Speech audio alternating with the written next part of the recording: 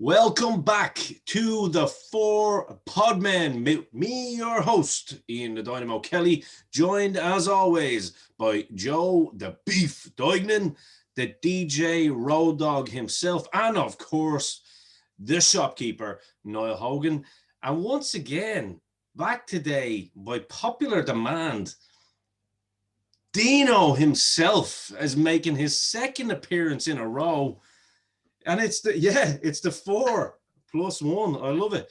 Every Four Horsemen needs a JJ Dillon, and we decided to bring Mr. Dino Dillon back himself, D to the double D this time. And you weren't here last week on the Mark Jendrak. The Mark Jendrak. You underestimate yourself, buddy. No, welcome back, everybody. Today is going to be a great show. Welcome back to the show. Dean loved last week's show. Great feedback from everybody that listened to the podcast, and you guys did a fucking stellar job in my absence. I have to say, I thought it was absolutely awesome. Didn't even need to watch the Elimination Chamber in the end. I got everything I needed from you guys. Welcome, lads. Today, we're going to be talking about something quite controversial to a lot of pro wrestling fans, and something quite right to a lot of pro wrestling fans too. It is that annual Meltzer Awards, and we're going to go through them in a little bit.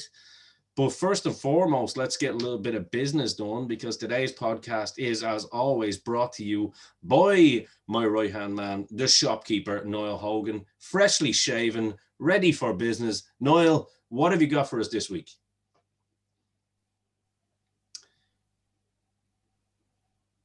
Bit of a delay, but it's all good. Yeah.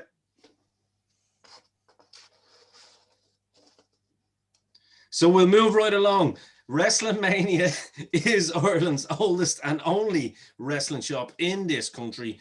If you want absolutely anything delivered to your door, whether it be wrestling memorabilia, whether it be wrestling merch, t-shirts, action figures, whatever it is, Niall is your hookup. WrestleMania it's down for maintenance at the moment on Facebook, to say the least, but it will be back. And Niall has his regular customers there who are always in touch, and Niall is always open for business. So we're going to move right along, guys. And we're, first of all, let's do a little bit of hellos and stuff before we get going. So, how is everyone today, lads? All good. All good. Noah's back with us.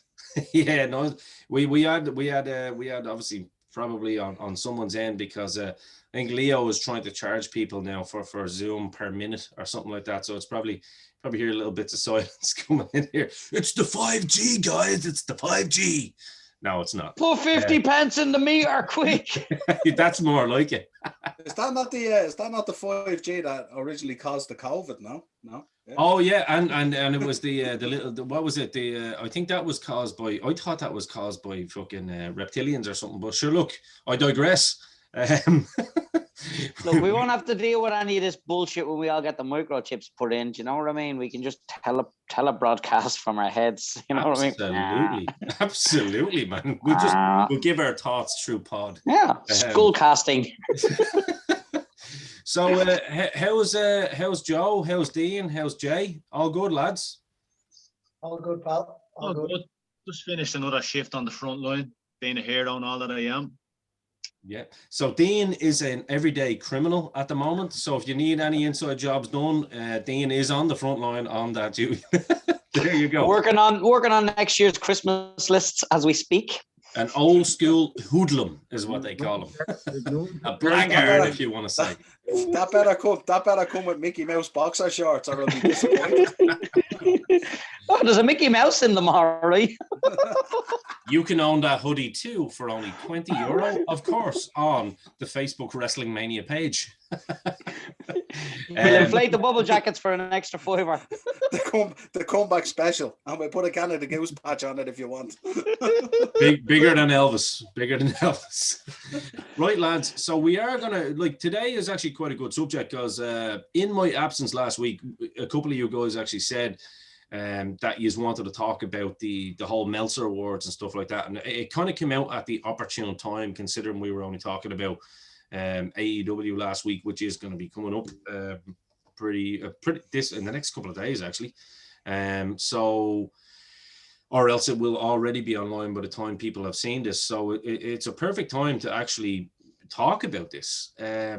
Niall, you and myself and Jay probably are the three lads that do remember the Wrestling Observer and how kind of important it was back in the days of tape trading, 80s, 90s. You guys in particular in the 80s, late 80s, and kind of early 90s, Meltzer was such a big deal in that sense, because he actually kind of united the European scene, the Japanese scene, and the American scene, and blended it into one, and gave everybody a kind of an inclination as to who was who, you know what I mean, within the wrestling world. So, you know, it's easy to kind of rip on Dave, and I've done it in the past, and I'll continue to do it for certain things he comes out with nowadays. But at the same time, there is respect that is also there, because, you know, even Howard Finkel, his wife, you know, subscribed to the Wrestling Observer back in the day as an anonymous person, and that was kind of where Vince and Howard Finkel would do a whole kind of report back in the day to leave on Vince's office, on Vince's desk, just to let him know what was going on in the world of rumors back in the day. So Dave did actually have a proper in, and did have a history as obviously one of the first wrestling marks, as they say, and done a lot of tape trading, and grew such a great... He was the original internet. He was a one-man internet. Absolutely. You know? And what an incredible job he actually did on that back in the day, to be fair. Now, once he got into the into the kind of money side of it, and he did make a lot of money out of it, that's when some of the bullshit kind of started happening with rumors and stuff, and then the whole grading system, like a lad rating matches and stuff. But I mean, guys, it was big business. You know what I mean? It was big business for this boy. He was a millionaire by the 90s just from this shit. You know what I mean? Or if not, very, very close to it. So how did you guys feel about like the Observer and stuff like that back in the day? Was it a big part of your kind of digest, or? I suppose for me, it wasn't like, I didn't go deep into it really, because I kind of liked some aspects of it to sort of, get that feel from looking in behind the curtain type of thing. Yeah. But I never really got into it too much, because I don't know, it was kind of like, I liked the business for what it was. I didn't want something to spoil it, that kind of way. So it was sort of half in and half out. I did like the fact that he did cover like most of the organizations, if not all of them, which was kind of cool. So you were getting that kind of like, it was nearly like the predecessor to Power Slam, really, wasn't it? Really, where Power Slam back in the early days, where it covered everything, for sure, that kind of way. So but yeah, I suppose looking at it, like, I mean, he did very well out of it, and for a long time it was the gospel and the Bible for wrestling fans. It's weird. I took a trip back over the last couple of days when we decided to look at these awards, and I looked at some of the older awards, if you like, from back in the day. Yeah. Where it seemed to make a hell of a lot more sense than it does now. But I suppose it's a difficult task to put these awards together, because you could pick any of 5 people in most of the categories, you know what I mean? And everyone will have their own slant on why it's right and why it's wrong, Yeah, look, and I suppose today what we are going to do, because we want to run this like a proper wrestling show and not give away the good stuff early on. It's all good stuff when it's the Four Podmen anyway, baby. But I think what we should do the kind of awards in reverse. Do you know what I mean? And kind of spitball and talk about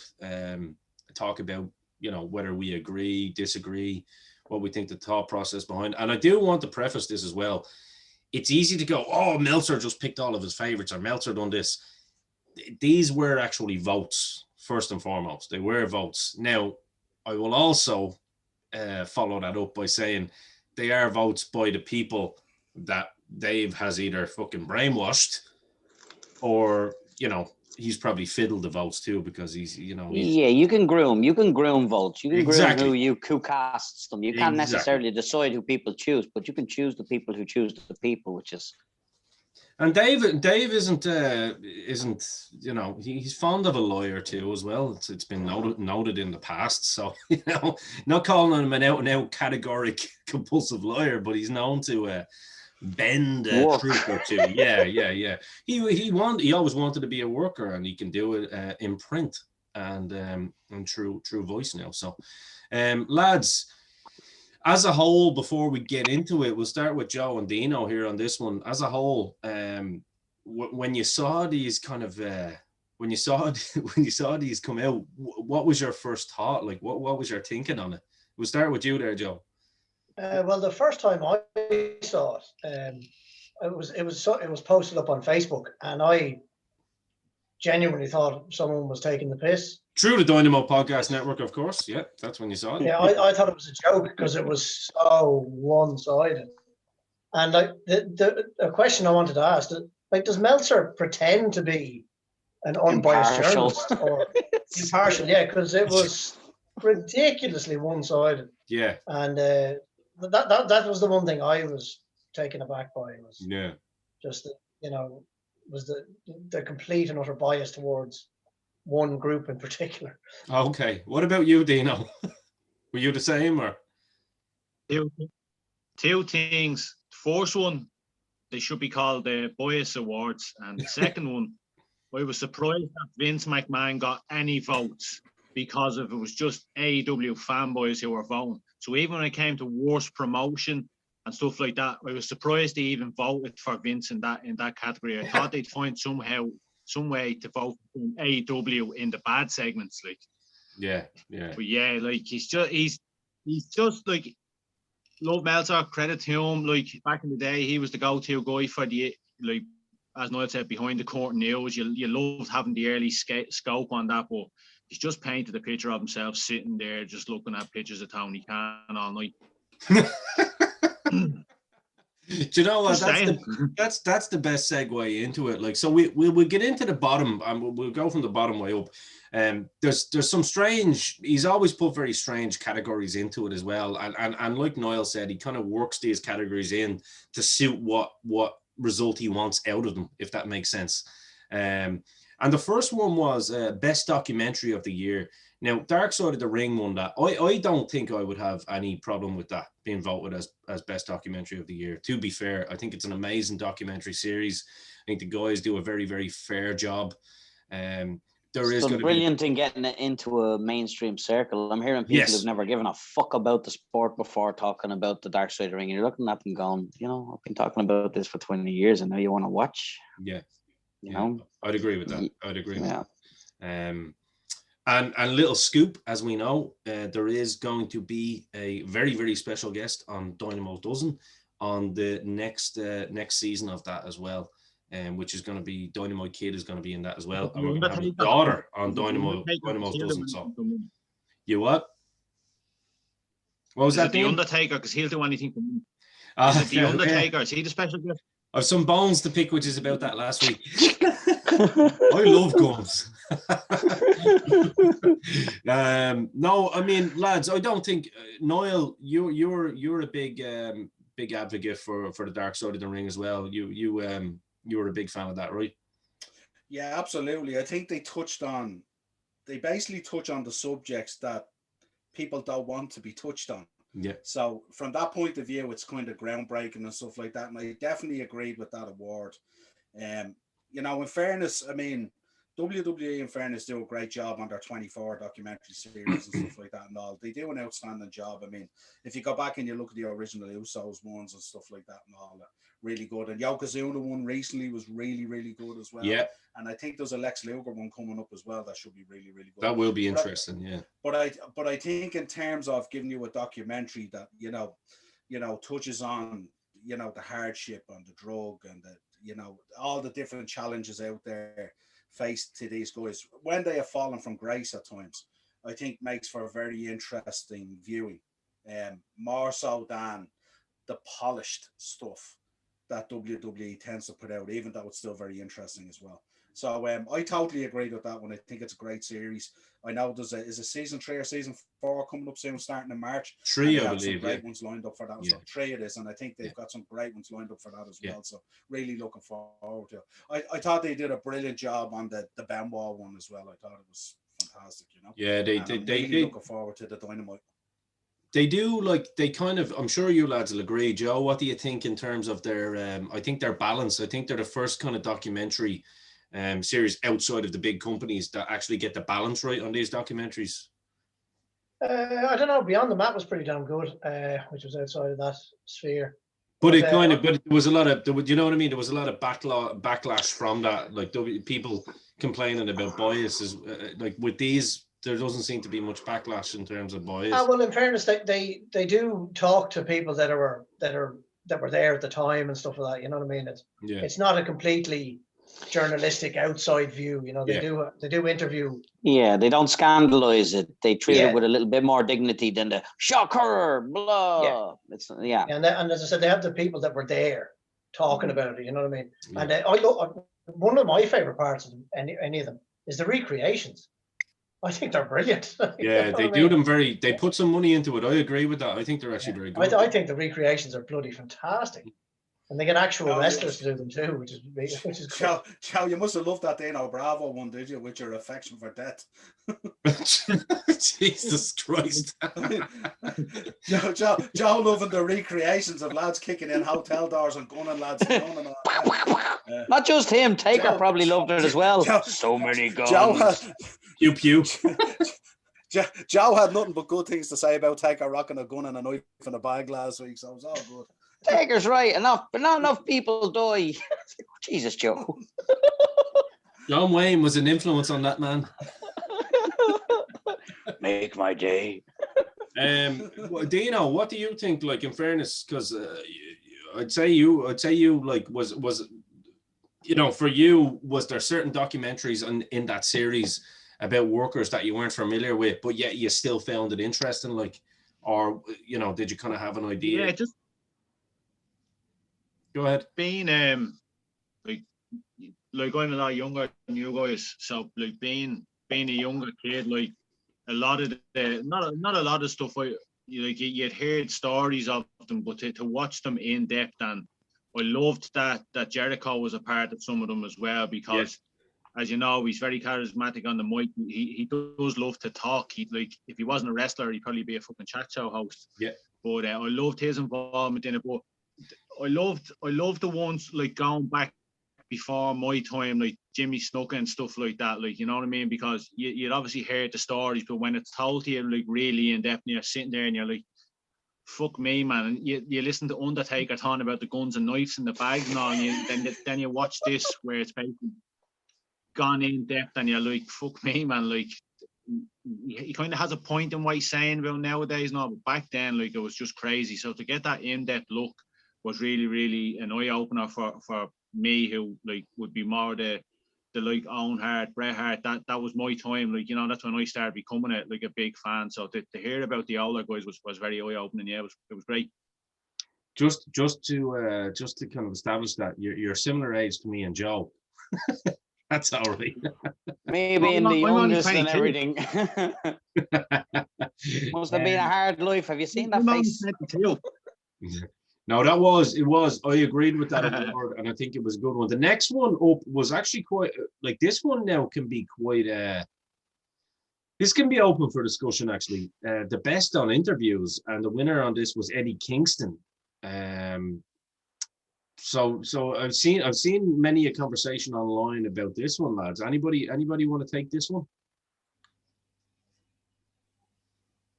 That a question I wanted to ask: is it best interview or best promo?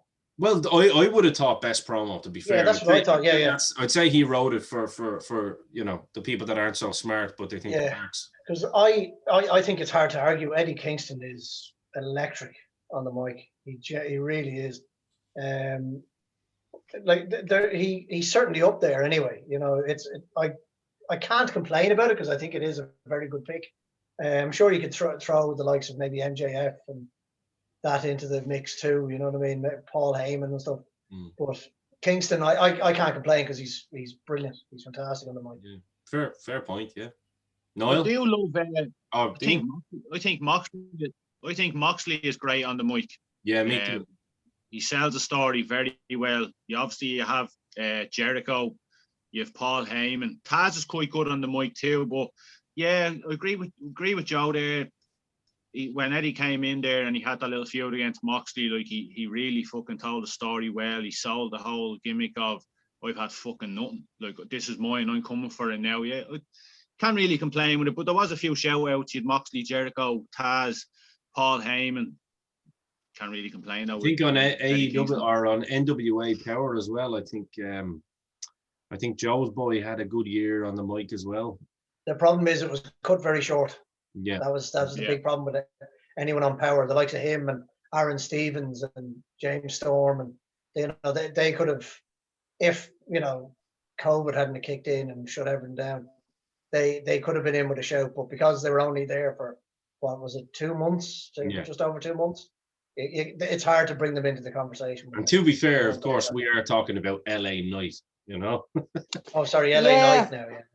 Yeah, that was a standout for me fucking last year again. I know NWA didn't really have a great launch, but Jesus Christ, the talent that they groomed and they allowed to run with a ball that they chose to run. There was some beautiful talking done out of that place, even outside of the wrestling, like Stevens, what you call your man who was doing the comedy gimmick with the karate and the question mark? Aaron Stevens. By the way, yes, rest in peace. Yes, the two of them together were fucking gold. I haven't sat down and felt childish laughter like it. Just seeing how preposterous it was when he was putting the little tips on the back of the belt, and every time he was on camera, again, eating up the screen.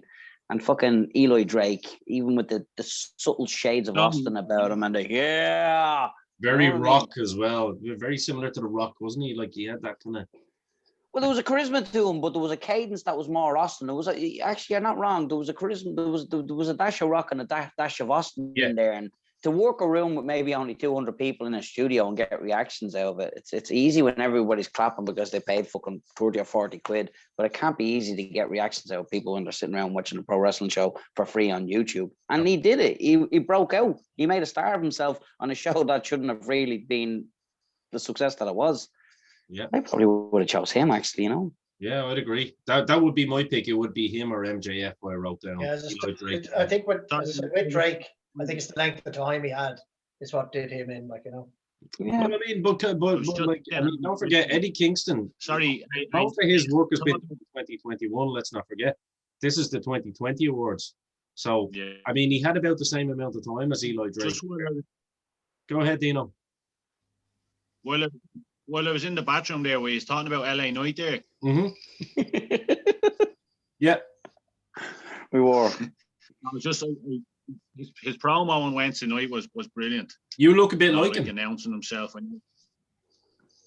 Dummy, yeah. I love it. Noily, what do you think on that one?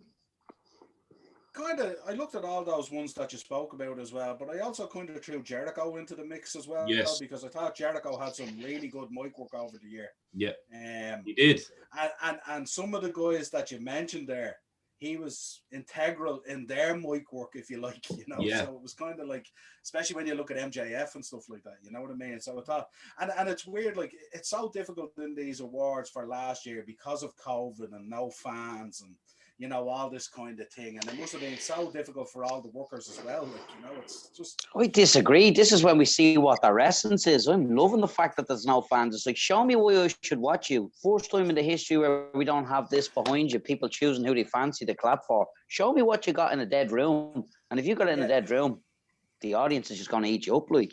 Yeah, but you've got guys who will have experience in that.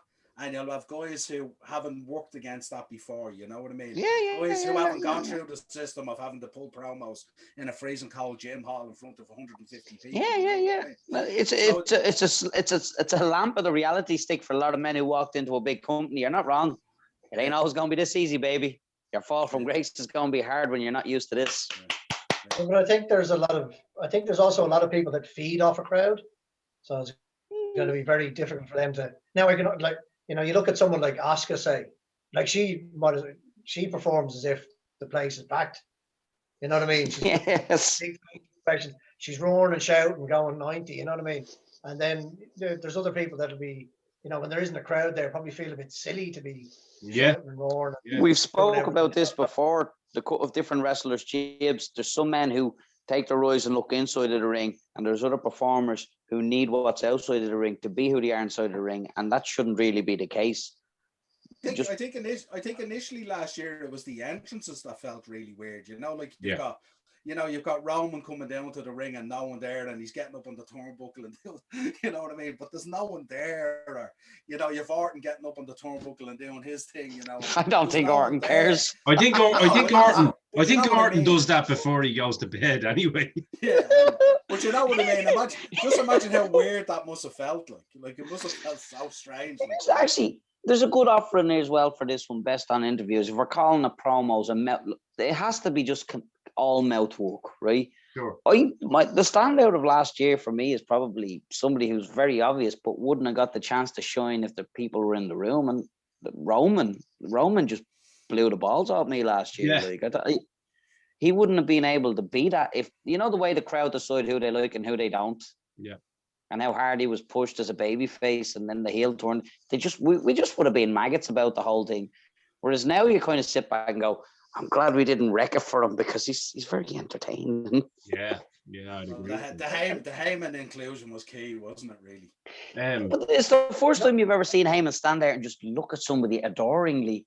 Like Roman's holding his own with his mouth, whereas with Brock, Heyman used to have to do all the lip slapping. I think with the way Roman evolved, like he was nearly wanting the crowd to shit on him because he would have lapped up with the slowness of his stairs and his psychology. You know what I mean? And imagine how ready he's going to be when crowds do return. You know what I mean? Yeah, he's going to be so ready. We'll move on to the next one. This is such a strange one, right? And you can tell this is just Meltzer made this one up just purely to share with the company. The most disgusting promotional tactic of the year award, which he gave to WWE firing employees during a pandemic when they were setting profits.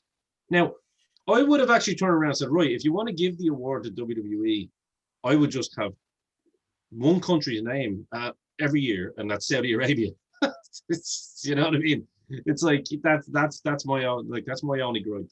Yeah, I'm with you on that one, Ian. Sorry, because that wasn't a tactic. You know, that was just it was callous. You know, but it wasn't a tactic. Whereas the Saudi Arabia thing is, you know, there's a lot of thinking behind. Like that is just pure blood.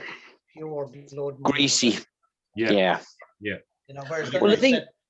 That firing was callous, but the Saudi Arabia thing is just that whole firing thing. I mean, like we need to look at that properly. You know, like the reason, like you have to forget that this is not like Tony Khan with his dad's money. This is an actual publicly quoted company on the stock exchange. Like they can't just leave. Like take for instance ring crews, for example. If they're not traveling around with all these ring crews, they can't just leave these people standing around. You know what I mean?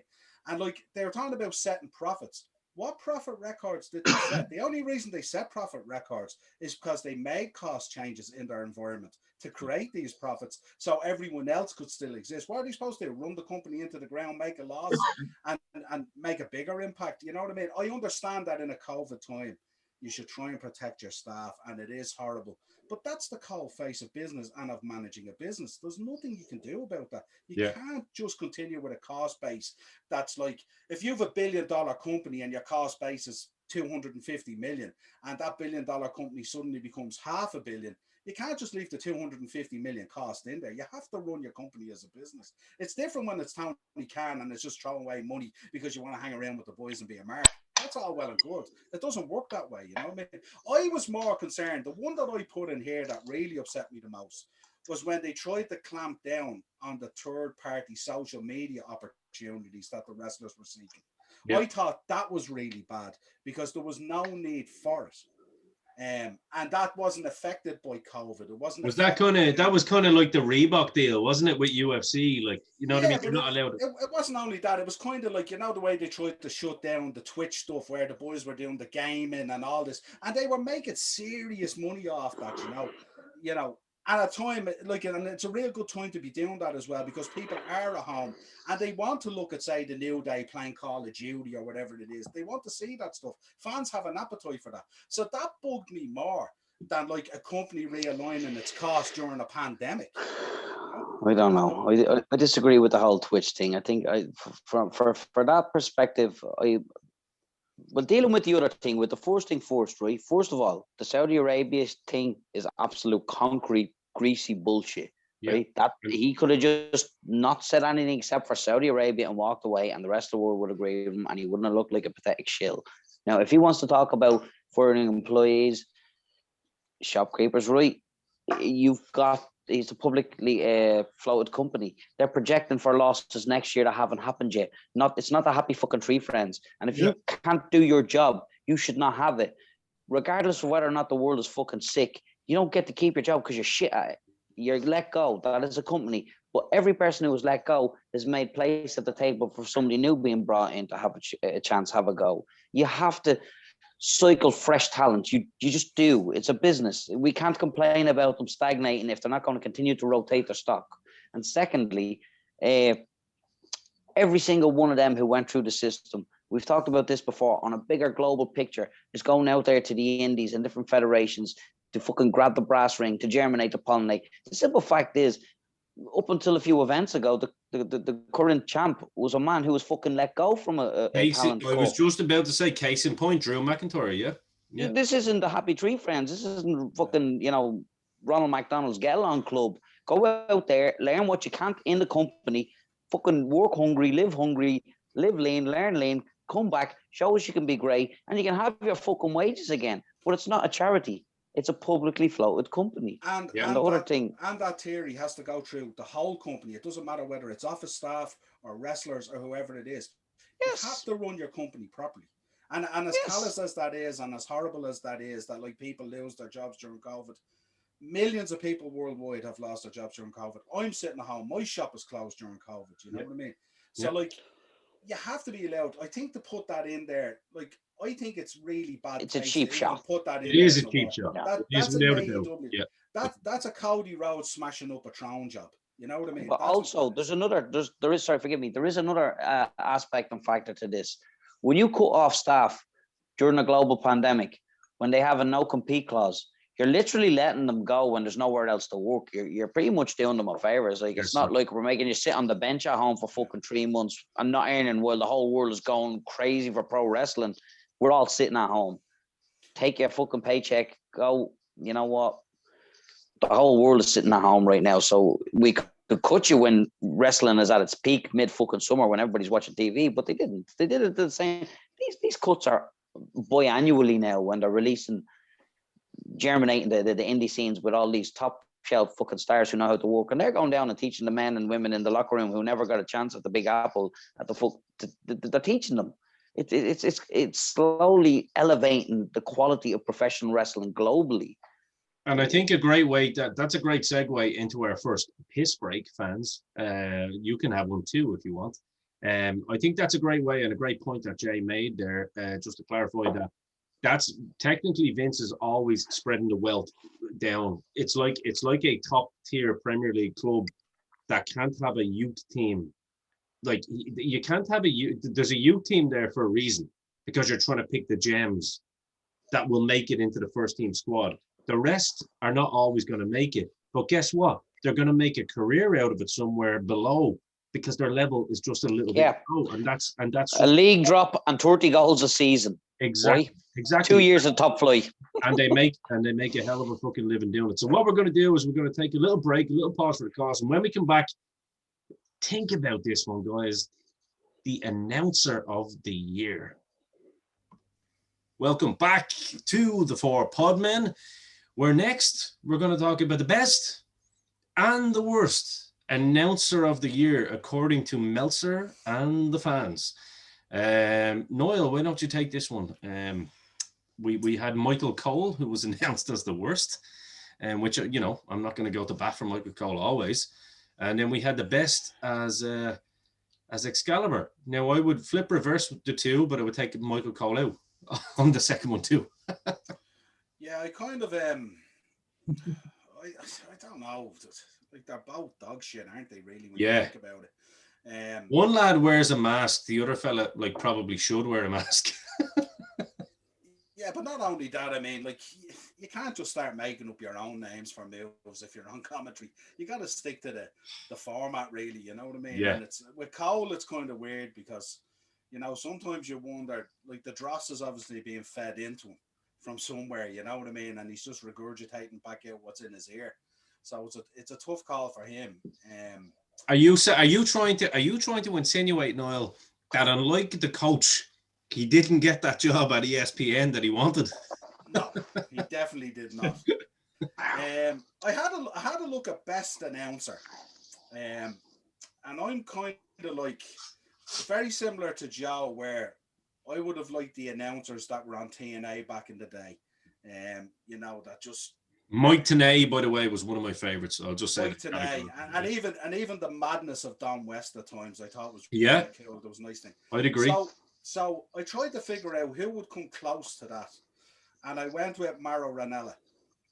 You know what? Yes. He actually, Niall, you took the words out of my mouth. I actually put Mauro Ranella. Yeah. I put Beth Phoenix as well. Yeah, absolutely. I put Beth Phoenix because I think she's a gem. I think she knows the business inside out, and I think she's awesome. So I put both of them. I just thought with Mauro Ranella, you kind of get a kind of, if there was ever, I know he's probably as old, but if there was ever a child of Don West and Mike Tenay, yes, you'd probably get Mauro Ranella because he's highly educated in the business. His cadence and his cues are really good, and like he gets you emotionally invested in it. I thought he was absolutely brilliant when he was on NXT as well. You know what I mean? Phenomenal, man. At times, there's almost a childish innocence to him. You can hear how much he loves what he's watching, and it gets to you. You're like, oh, this guy loves it. I love him. So it's his energy. Niall's right there. His energy, like it transcribes to the listener. Do you know what I mean? You can close your eyes and listen to that man and feel the emotion. Yeah. Mm.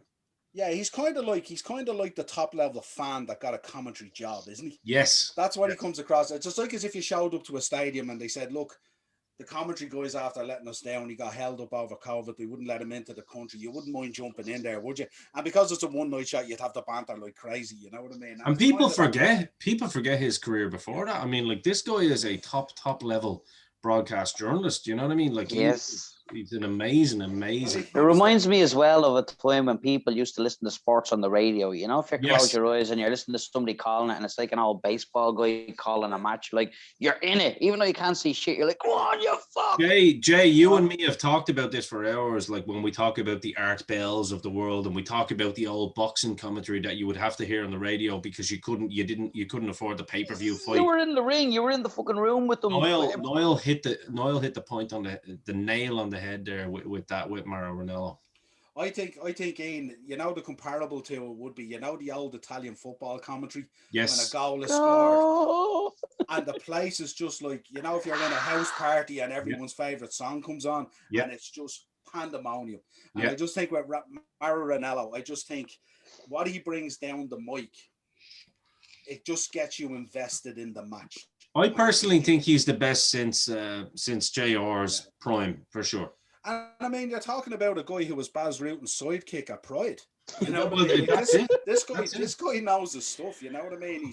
It's not his first show. Really. You know what? Niall, you've just handed me fucking gold right there.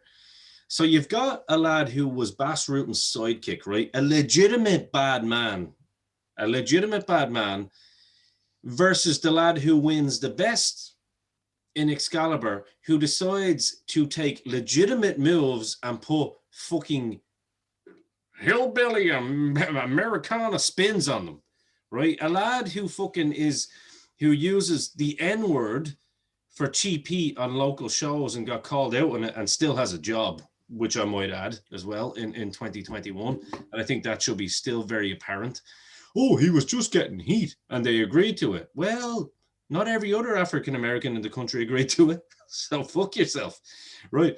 You know, a suicide, El Topo Suicido, and you can hear JR turning around, going, JR may as well say, "What the fuck are you saying, man?" You actually hear JR turning around sometimes during the matches, going, "You had to hate my life. You had to just say that, didn't you?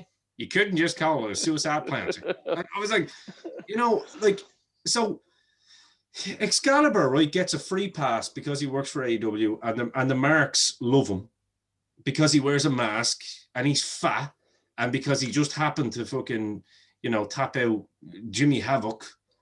But he gets a pass from everything, especially in a time where we were trying to make wrestling great and have a proper locker room where there's no bullying, there's no kind of, you know, sexism or anything like that. He is literally on camera saying what he said, but no, it's okay because it's Excalibur. We'll send him to treatment for fucking. We need to start calling him X-Lax. You know what I mean? Like, lads, does anybody else agree with me and see like the absolute like wrongness in that? No? The shittery of it. You know what? I don't need any of that other stuff to get in the way of the fact that he's just shite at his job. And on top of that he's absolute dirt. Does Dean and Joe want to come in on that, actually? You just kind of nailed on the head there, but like, they need to do a day in the life of Excalibur, because I wonder, does he just like, no, like, just wakes up in the middle of the night, just sits up and he's like, I got a name for this. Because you're watching them on commentary, like, and you're just scratching your head and you're like, what is he actually saying what we're saying? And well, thank God we're not watching him on commentary. I'd love to do that though. Bingo. You're seeing the videos, you're seeing the videos of when JR was caught off air, like running through the two of them for a shortcut. And you can just picture him just sitting there, just elbowing him, saying, man, shut the fuck up, overcomplicating things. There are people at home who don't have brains and do not understand a single word of the shit that you're spouting. Well, we can already predict that the 2021 one is going to be Paul White, isn't it? Well, there we go. And by the way, lads, I heard you leaked my secret last week by announcing that I was off because I was in negotiations with someone, and I was actually very, very happy that Dino turned around and said there's no room for Paul White and Dynamo's doesn't. So I appreciate that. I like that shout out. But so he's like 7 foot tall. Yeah, cameras. Just Paul White, cameras. Dynamo's doesn't. It's a new show. That's who he's talking about. I'm flown out tomorrow, and I'm going to be appearing on Sunday, Hall of Fame level. tell us this, lads. Just an off topic.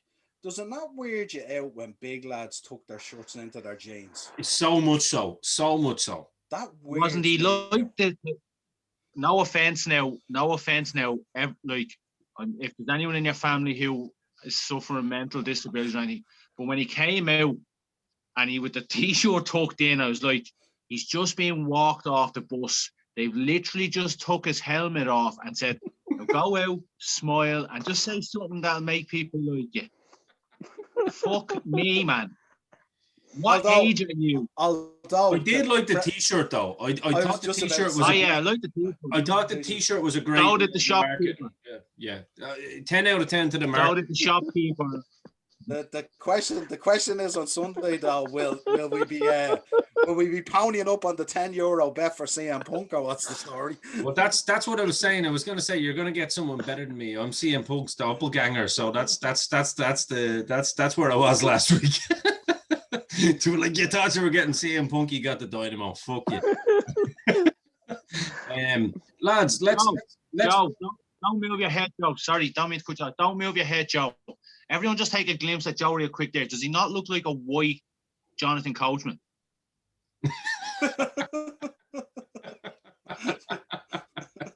Shots fired. Do you have a gun in that gym bag? Joe, do you know what? The floor is yours, Joe. Joe, you should have jumped up and started doing the Charleston. And guess what? No better pupils either. I'm going through a tunnel. I genuinely don't even know how to take that. So I might just leave that alone, to be honest. Oh, I'm offended on your behalf. It is 2021 after all, right? I can be offended on your behalf. I'm going to write a letter to Joe Biden. Don't mean disrespect, Colin. Just look down the corner of my screen. It's just whatever way the shadow is and your goatee, it was like, fuck me, man. Get up and do the Charleston. Love it. Oh, and trust me, lads, when everything opens back up and we have our Dynamo Podcast Network party, when you see Joe move, hell yeah, you're going to believe that even more so. When you see Joe move, you'll be seeing Dean run. No, Joe can move. He can dance, man. Well, look, Joe, did you want to add anything to that to the commentator thing, or are you happy to move along with the thing? Is there anything you wanted to add to that, or? Yeah, just the two of them are shite. So yeah, okay. and to be fair, simple, the two of them are we shite. should have just said that at the start. Yeah, two of them are shite. Move on. My 2 cents are, if it's not Jesse the Body or Gorilla Monsoon, it can go fuck itself. And in fairness, now Bobby Heenan, of course. Just on what Niall said that's there. not what I said. Book you, Jay. Just on one of the things Niall said, Mike Tenay and Don West, one of my favorite teams ever. I agree with that, and like my favorite team, of course. Well, not my favorite team. I loved Tony Schiavone and Mike Tenay back in the day as well in WCW. They were phenomenal, and I just love seeing Tony have a job there. To be honest with you, so we will move along though. I will make one point, a sincere point. It cannot be stressed enough how important a competent commentary team is to the consistency of a 2 to 3 hour wrestling program. If you don't have men on the mic talking like they know what they're talking about, well, then you might as well be watching nothing. It's important. Absolutely, yeah. Ian, you wanted to chime in with something there?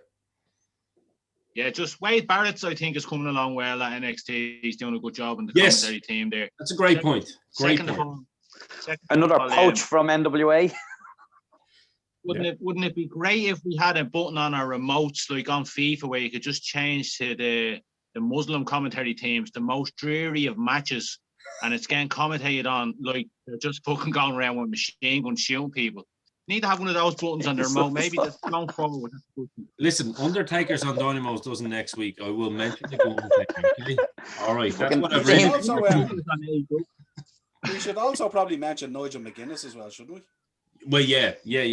Well, Nigel's been out of work now. Well, not out of work, but off the commentary team there for a while. But he's still Nigel McGuinness is phenomenal. The British always have great commentary anyway. The British wrestlers, because they understand the dynamics of the game. In fact, that's a great point that you make, Niall. Everything that Excalibur tries to do is actually done by real workers like fucking Nigel McGuinness and everyone else in the like even when even when like Regal would do commentary. You know what I mean? It was just so good. Like, but let's move along anyway. So, worst gimmick of the year was given to the Fiend. Again, a very, very, very stupid award, I think, especially when, for me personally, when Marco Stunt is considered a wrestler, and I'm told that the Fiend is worse than Marco Stunt. We can move along from that one. That's a stupid one, lads. Orange Cassidy.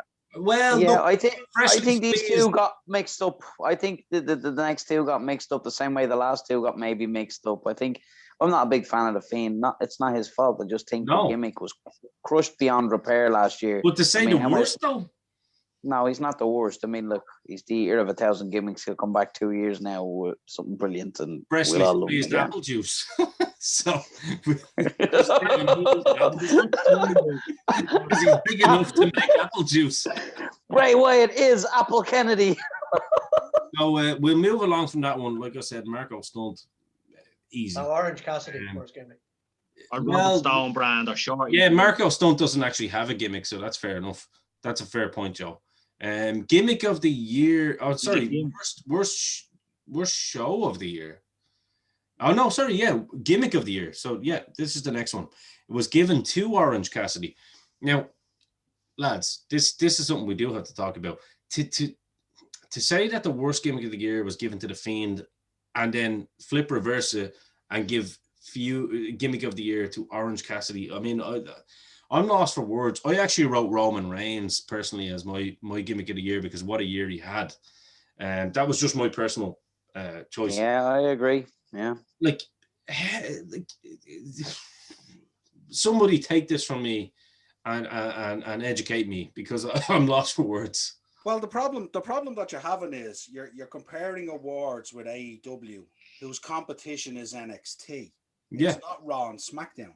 Yeah. So and they're trying to bundle this in. They're trying to really create a situation in these awards where they think AEW is bigger than it is. Yeah. They're trying to compare like as if they have AEW Raw and AEW SmackDown and AEW Main Event, and then there's NXT and AEW whatever Big Show is going to commentate on YouTube. You know what I mean? Instead of like, you know, seeing it for what it is. I mean, the funny thing in there, you said you had Roman Reigns. I had Bailey in there with her heel turn. I thought she's done an Yeah, great choice. Actually, Great choice. Job. Great choice. I know. Obviously, by the way. But to be honest with you, I could pick 5 before I get anywhere near Orange Cassidy. For the first time ever, I wanted to actually hug Bailey. Yeah. Social distancing. But I just thought, I just thought where she had come from as being the hugger and all this kind of stuff, to go and push it that far and become that type of heel. I thought she was outstanding last year. Yes, the most drastic turnaround between two parallels of any wrestler, regardless of sex, in such a short space of time.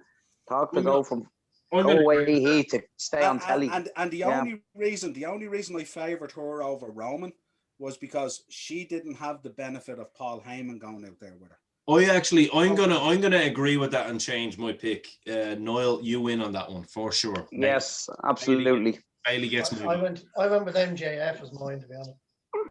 I just think second that I had MJF, and I also like the Street Profits. I think they're really good in the mic. I think they do enough for laughs, but it's not cringeworthy, and they made something out of that absolutely horrific story with the Viking Raiders. My God, how bad was that? And I think with it, if that had been any other tag team than the Street Profits, that was going to be crash and burn. Well, now that you say that, I actually had Viking Raiders as the worst gimmick. Okay, that's nice. That's actually a good segue, because the worst major show of the year was WWE Super Showdown. We can skip that. I'm okay with that. Agree wholeheartedly. The best major show of the year was AEW Revolution. You know what? Again, I don't think we need to acknowledge that. Worst promotion of the year, WWE. Now this is where we can get into some talk. I mean, for me, I thought in 2020 TNA was the worst for me personally in 2020 because we still had dick flips going on in 2020. And we know that lad is going to be locked up soon, which is great news. The worst in the last 5 years. New TNA? No, I think our Ring of Honor probably in the last three or 4 years. I usually try and wind up Joe, and in fairness, tonight I'm not actually trying to do it. I think last year, just purely because of some of the nonsense that I saw with the likes of Joe Ryan and stuff like that, kind of turned me off TNA, and that's the only reason I'm coming at it from that perspective. Do you know what I mean? It's only an opinion. It's not. Well, I think it's a reflection on TNA that even though I, come in and out of watching TV a little bit, I'll watch pay-per-views, I'll read the tabloids, the dirt sheets, and whatever fucking scandal and whatever websites I do. I know nothing about TNA. Again, it's another kind of. It's really a silly award, really, isn't it? When you think it is a silly award. It is a silly award for all intents and purposes. And I know there's a huge fan base out there for AEW, but realistically, there's only one show in town, and that's WWE. And to call WWE the worst is kind of a bit stupid, right? I mean, you can't do an award where you have the UFC in there and you're comparing it to like a kickboxing night in the National Stadium. You know what I mean? You can't do that. It's unfair on everyone else on what they're trying to do. Ring of Honor have had a terrible time because they've lost so much talent and stuff like that. So they're trying to recreate and refine themselves again. So they had a really difficult year. And TNA, in fairness, are also trying to reboot as well. So look, I didn't take pleasure in that, slander in TNA, because I'm not trying to do that. I want to see TNA do well because I know Joe loves TNA. Yeah. And I know Niall loves TNA. So for me, that was actually, I actually agree with Niall on that. I think it's a stupid award. And I actually take my TNA pick back. I think that's actually just a stupid award that shouldn't even be acknowledged. So let's move on to the next one. Best promotion of the year. We know who won that. Let's not even give it the fucking the 5 seconds or the 15 minutes that they're looking for. Now, this is a good one, lads. This is a good one. Here we go. And I'm going to pass this one to Joe first, because Joe's not had a chance to speak a lot here in the last few minutes. Promoter of the year was given to none other than Tony Khan, right? Now, essentially what he's saying is that it's Booker of the year, yeah? Because it used to be the Booker. He got the two, didn't he? Yeah, so he got both, right? Now, Joe, hit me. Talk to me. Well, what do you expect? You know, you look at all the other awards. It was never going to go to anyone else, really. Like, let's be fair. There's a certain, I wrote Triple H because there's no, for me, there's no better person in the world of professional wrestling behind the scenes than that man, Paul Levesque, right now. That's a given. He's smashing it with NXT, but you know, but it was never ever going to go to anyone else other than Khan. You know, and to be honest, I don't think Khan has a whole lot to do backstage. No. You know, I don't think he has a whole lot to say. I think he's a figurehead. And you know, Cody whispers in his ear, or Omega, or one of the Young Bucks, and he'll just go, "Yeah, that'll do." Would you know? Can I just say something there, Joe? I'd say that's his actual problem, because. Oh yeah, no, absolutely. He's allowing the lunatics to run the asylum. Yeah, you know, because. And we all saw what that did to WCW. Yes, absolutely highlighted it. And I just think I think Khan as I said, he probably thinks he has a lot more power than he does, but I think he's listening to those lads and he wants to keep them happy because they're his buddies and it was their idea, you know, and he's kind of, you know, he's a fan, you know, so he's it's a toy, not a company. The one thing I think he's sucking up to them a small bit. Trying to keep them happy. That's the main thing for him. The one thing I would preface that, Joe, is not like WCW. The man who really carries the power is the man who signs the checks, so long as money won't run out. You see, Niall's got a really good point there because, in fairness, right, like with WCW, Ted Turner signed the checks. It was Eric Bischoff who was acting as president of the company. However, he really didn't have the final say. Niall's got a great point, actually. This guy is actually running the company and trying to play Booker. He's trying to play fantasy. You can't do that. You can't play Booker. I dare any one of you, right, go and download a game of, say, NBA 2K21 and try play GM and see how far it gets you without knowing the sport. You know what I mean? And this is essentially the same thing that Tony Khan has done. He's hired legends just by default, okay? He's hired in the likes of Tully Blanchard. He's hired in the likes of Arn Anderson. He's got Ricky Steamboat out there. By the way, happy birthday yesterday to Ricky Steamboat. You know, he's hired all these guys in there, and yet he's given them nothing. He hasn't hired a booker. The difference with Eric Bischoff was he had the foresight and the intestinal fortitude and the wherewithal to actually go and hire someone like a Kevin Sullivan. Fair enough, people might not agree with his booking style, but Kevin Sullivan's booking style when it came to the lower tier, to the mid tier, except for the main event level, his booking was absolutely spot on. I don't think that Kevin Sullivan had any say in the main event, did he? I think they all in control. They all had creative control. He ran the program to a point, to the last hour, and then it was the paychecks ran the company. Well, you see the point that I'm making, and I'm agreeing with what Niall is saying there. Like, it's like you had a guy that had a vision for something, and in fairness, for 83 weeks, yeah, he did obviously do his job. You know what I mean? He did do his job, and he had a good booker there to make sure that the rest of the show was taken care of. If I was Tony Khan, or if I was giving Tony Khan advice, and look, better, more experienced men than me have given advice on YouTube videos to Tony Khan and basically said, look, you should, if he wants to really learn the business, he should be looking at the main event stuff and maybe take and invested interested in that and just the main event stuff. You know what I mean? And well, isn't that the point itself? We just criticized, well, this list recently criticized, well, in conversational terms, recently criticized WWE for making cuts during a pandemic simply because they want to still have a business in 5 years' time. The opposite is the case down in fucking AEW. It's like, hire everybody who'll give us a rub of credibility and we'll find a place for them on the show. Why? Absolutely. Because I've got all this money, and if I don't spend this money, I'm going to lose it through tax. So, well, let's just have a promotion for everybody who doesn't have a job. Yeah, what happens in 2 years' time when Daddy, who really is footing the bill, by the way, turns around and goes, why do we have Tully Blanchard and all these people? Why are we paying them $100,000 a year? When it's never going to happen. At least Tully's on TV. None of the others exactly. None of the others are. So they're essentially agents behind. The problem, the real problem that you have there is there's lads going in there on NFL money. Yeah. And what happens to those boys is, so long as their checks are being written, they'll walk out there and take a jackhammer off Orange Cassidy and lie down for a 3 count and not give a damn about protecting the business in the old school way that we want the business booked properly and protected and make it meaningful and real to us, that we know that if Goldberg was there, he'd smash the living daylights out of Orange Cassidy. But that's not what you get there, because every week they try and move the needle. And like, for me personally, they're not even competing with NXT. No.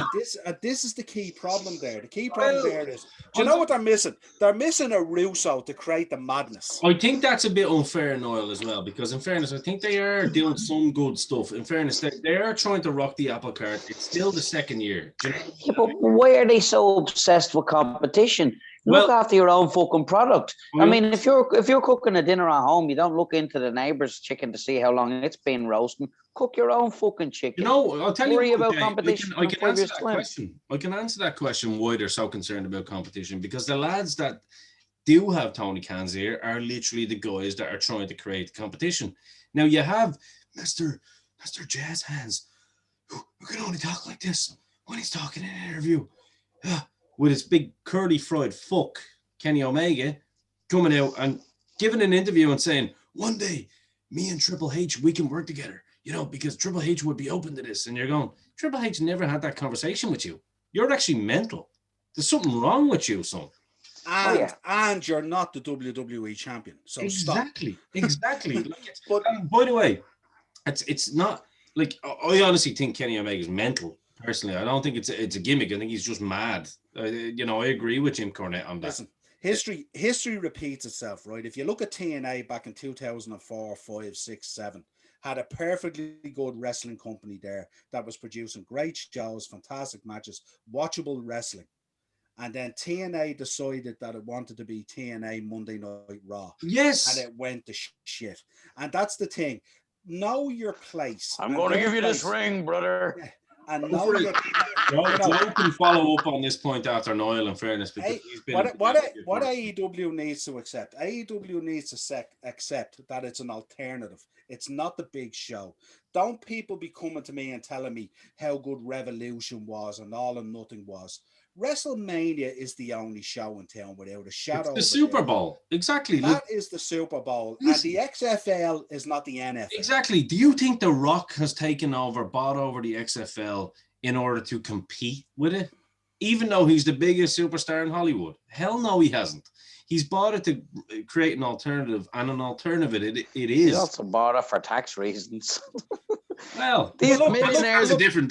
Millionaires moving money around, but ultimately it's the end game. Well, that's a different story. But you're right. But like Joe, in terms of you know, we'll close this one up and move on to the next one after your point. But like, you'd agree with Noel there in the sense, I'm sure, that like when you see, like, they should have taken it from the angle of like TNA. Fair enough. Aesthetically, it looks absolutely beautiful. Do you know what I mean? I have to say, it's very old school WCW. I love that. It's a southern feel off it. You know my thoughts on that. I love that. But again, Niall's point on credibility, I cannot argue it, even though I stick up for the product. What's your thoughts? You know, Niall was bang on. They have to realize where they are in the pecking order, and just realize this is where we are. This is what we need to do. As Noah said, TNA were smashing it out of the park for years. Yeah. And then they fucked it all up. Yeah. By trying to take on the big boys at their own game, and they brought in fucking Ric Flair, Hulk Hogan. Whose fault was that? Huh? Whose fault was that, brother? Yeah, Hulk Hogan after that. But you know, Bischoff came in and stuff like that.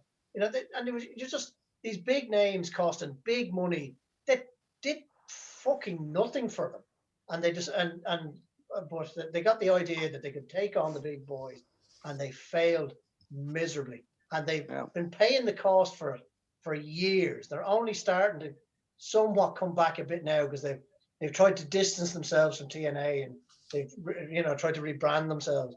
And they're as I said, slowly but surely they're coming back a bit. They know where they are now. You know what I mean? They know they're a very small TV crowd, and that's it. You know, and that's what AEW need to realize. They need to just concentrate on themselves. Forget about what's happening somewhere else. Agree more. Concentrate on yourselves and cut out an identity and run with it over Exactly. 5 years. A flash in the Yes. pan is no good to anybody. Yeah, cut out a niche for yourselves. We have Yeah. and make big money that way, you know, instead of fucking around trying to But take on those the thing is, even with this exploding barbed wire match coming up that we're all supposed to be jacked for, they keep throwing shit at the wall and hoping something sticks. To upper tier analogy, it's like, Accrington Stanley getting fucking Peter Davenport in 1987 at the age of fucking 39 and getting Peter Shilton at 50 and thinking they can compete with the top 5 Premiership teams. You've got 2 or 3 hot names. You are not a hot ticket. You are AEWCW. And if you keep buying the past to create and present a future, well, then you've already dug your own fucking hole. And Taker's in the locker room with a gun in his bag, ready to put 2 into you.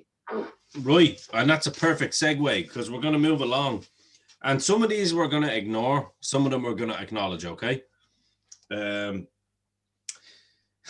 Worst weekly show of the year, Raw. Can't really agree with that, or can't really disagree with that. It's not the greatest. Fair enough. We understand that as fans. It's too long. We're not going to acknowledge the next one either.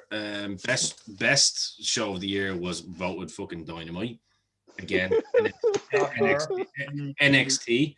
Now the next one I did want to just throw a little, not too much time, lads. We won't spend too much time on this one, but worst match of the year: Bray Wyatt versus Braun Strowman in a Wyatt Swamp match. And I wrote under this, which everyone can see, I said anything involving Marco Stunt. There's no way that someone can say that the worst match of the year happened when you've got a fucking little midget running around the fucking ring. There's not a legitimate qualified midget to do that. And I know it's 2021 and you want to shut me down and you want to complain about me. No. Ask me bollocks. Marco Stunt is the worst thing to happen to fucking wrestling. And so anything involving Marco Stunt is the worst thing to happen in the ring. There's an opportunity there. You what?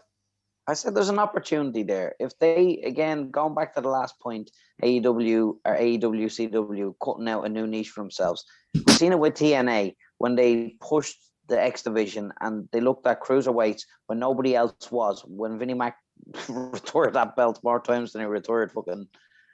Who did he retire a lot? It doesn't matter.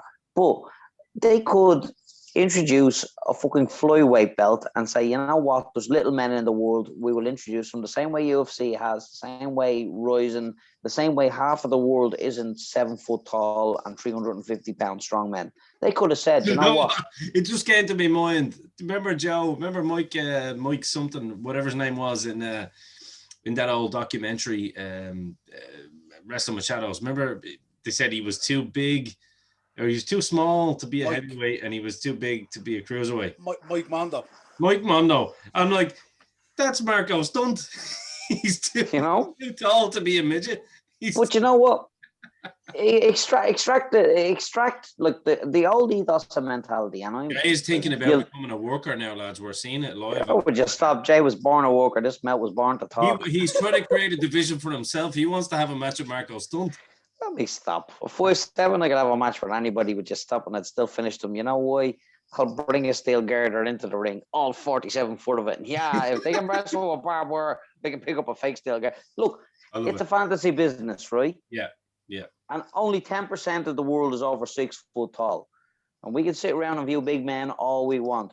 But if Marco Stunt was in there against somebody who was equal to his size and his stature and had 5 or 6 more men in a little division, where like a flyweight division of pro wrestling, a little division, the way we used to view the cruisers who are now ripping up the world, you know? Well, no, it's a different story, to be fair. These lads, like, they've tried it. We're going to move along from this, right? We're not going to advocate for midget wrestling again because midget wrestling. El Toro over here. Just while we're on the subject of worst match of the year, special shout out for Edge and Orton at WrestleMania 36. Well, 40 minutes. We're gonna get there.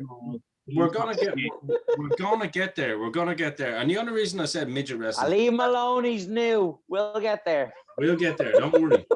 Trust the process, Dino. Trust the process. Trust the host. Trust the host. Thanks, Jay.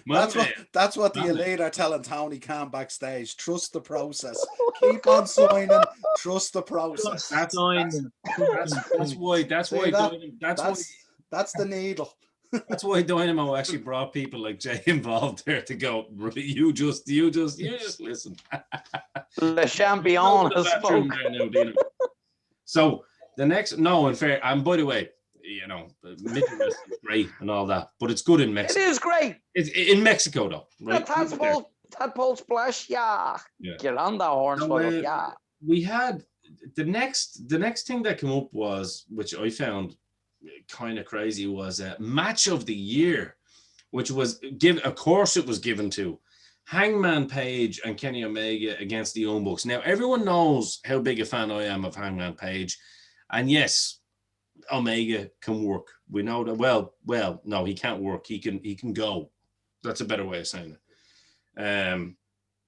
I mean, we had a Walter and Dragunov. We had Balor and Adam Cole. Like, there's 2 matches automatically where I see you and I raise you. Do you know what I mean? Walter and Dragunov and Balor and Cole for the NXT Championship. I can see why people voted for that match, that Bucks match, because I mentioned it before. Now, I didn't agree with it before you start going in. But what I did say is, give it to me. It was before you start. It was. No one's making a point on why he can see people. It was the first time that I seen, like, it was Hangman Page and Kenny Omega practically together for the first time, and they had great chemistry in the match. Oh yeah, it was the first time that I seen the Bucks, rather than having a super kick party, actually told a story in a tag match. Fact. So I can understand why people did vote for it. Yeah. But I mean, how can you put anything in there except the Boneyard match? Exactly. Like, I mean, what else can you put in there bar the Boneyard match? In terms of a time where wrestling was shut down, there was no fans, and these guys totally thought out of the box, and they gave us like a mini movie. And even the role of Carl Anderson and Gallows and all in the match, it was all really, really good. And you know, the ending and the whole lot, it was brilliant. It was like watching. To me, it reminded me of the ending of an old Universal. No, like the old Universal Soldier movies. Remember at the end of it when they had the I'm all ears. Yeah, you know what I mean. And they told a great story. Taker was protected, and you remember, if you go back and listen to the documentary with Taker, you know, the last ride, you know, he had lost. Did he lose his brother or his brother-in-law or something? On the way to the match, yeah. Exactly. So when you take all that into account, how do you arrive at an AEW tag match that, again, within AEW was a very, very good match and probably one of the matches of the year? But in the bigger world of wrestling, outside of Tony Khan's checkbook, to me, the Boneyard match stands head and shoulders above anything else. You know what, Noel? I'm gonna as your agent on your last comment, I'm going to help you out here now. To all those little people. You're going to take that hot tag? Yeah. No, I'm going to help him here on this one in a good way. So anyone that's sitting there going, oh, the point that Noel just made there, he's talking about a movie wrestling. That's not pro wrestling. Do you know what? Niles just actually backed you into a motherfucking corner because neither is any of your fucking Kenny Omega matches. That's also not pro wrestling because that's car crashes that happen at 100 miles an hour and it's stunts. So to be honest, you're wrong. So no, well done. I also think anything that was cinematographic in nature should be removed from the normal fucking lexicon of pro wrestling matches simply because we were very early into a pandemic and everything was up in the air and nobody knew what was going to happen and the show must go on. And they did their best with it. They did that. They felt their way out of it and got us back to pro wrestling with nobody in the room. But it was a process. Joe, what did you think of that? And in fairness, I have to say, I just want to commend Niall on that because I think it's brilliant because he's actually backed people into a corner because if they turn around and say, well, that wasn't really a pro wrestling match. Oh, I'm glad you said that. Neither is fucking an hour of fucking watching Kenny Omega wrestle whoever else doing a bunch of car crashes pro wrestling. Because pro wrestling is meant to be storytelling.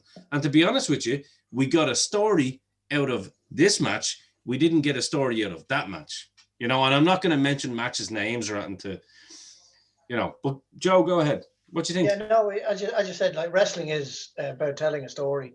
Like it's a violent soap opera, as people have said. So why can't a cinematic match be considered pro wrestling? Yeah. And I don't agree with you. I think the Kenny Omega ones and the so-called car crash, as you call them, I think they're wrestling as well. You know what I mean? It's different strokes for different they're good. Well, they're no, good. that's just unbridled bias from the fella. That's maybe, it's yeah, but they're good, Joe. I just want to establish. Yeah, I know. I'm having a bit of a dig. I understand that, but it is. It's wanker. It's all pro wrestling. You know what I mean? It's and it's just different strokes for different folks. Like you had Money in the Bank, which was utter lunacy, where they had to run up through an empty building and a couple of people got thrown off the roof. That kind of shit. Bowling matches and 7-foot ninjas. Yeah, you know what I mean. It was, that wasn't that. There's cinematographic, and then. Sorry, Joe. Sorry, Jerry. Go ahead, Jerry. Go ahead. No, you shoot. You were in hot. He was in hot. Let me know, Joe. Yeah. You'll always have what you like about pro wrestling. And you'll always find things that you don't like about it. Yeah. So for people to say that they hate the cinematic stuff, fine, hate the cinematic stuff. It doesn't matter. I particularly enjoy it. You don't like the Kenny Omega, whatever, car crash stuff. Other people love it. Fine, let them love it. It's an opinion thing. It's absolutely up to you. Yeah. So that's where I lie on it. I mean, the thing about it is, if you love it, watch it. If you don't, change the fucking channel. So let's actually. Isn't that what sank TNA? Let's end that one on getting to onto the next awards because we're going to have can we hear from for time reasons we're going to have to get through these awards as well because anytime I try and get in I'm just put off, so I'm just going to sit and acknowledge yous for because anytime I try and get in with a bit of an opinion I'm just kind of spoken over, so I'm just going to sit here and have a wank, lads. You just walk away, all right? Do you know what, Dino, you come on in, brother, come on. Now, you mentioned Dragunov against Walter, like that was just pure and utter death from start to finish. In an empty building as well, the noise of those clatters. But Kyle O'Reilly, we all just pictured him as the little geek at the back of Undisputed Era. Didn't say much, done a great air guitar solo and what have you. His match against Finn Balor was absolutely like impeccable wrestling for I think 45 minutes.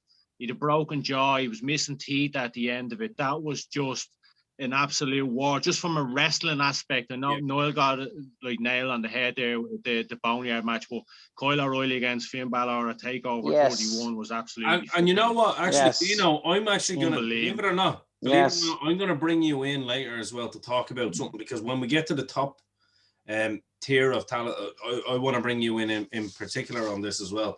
So we will actually fly through some of these, right? So we had worst feud of the year: Bray Wyatt versus Braun Strowman. Whatever, I probably agree with that. Yeah. Feud of the year, Moxley Kingston. I personally put down Edge and Orton because that was 2020. I thought Edge and Orton really told the story with their feud until. I'd have went Drew Orton. I thought Drew and Orton carried a year's worth of fucking top flight wrestling. That as well. What else did we have? We had move of the year, Kenny Omega's One Winged Angel. So you can see clearly where Dave's dick gets hard, and it's for curly headed fucks. All right. I put the Claymore down. I put the Claymore down as the move of the year because obviously Drew McIntyre was fucking pretty much the hottest ticket in town. Shatter Machine for me. Yeah, because what was it, Joe? Shatter Machine for me. Okay. Yeah.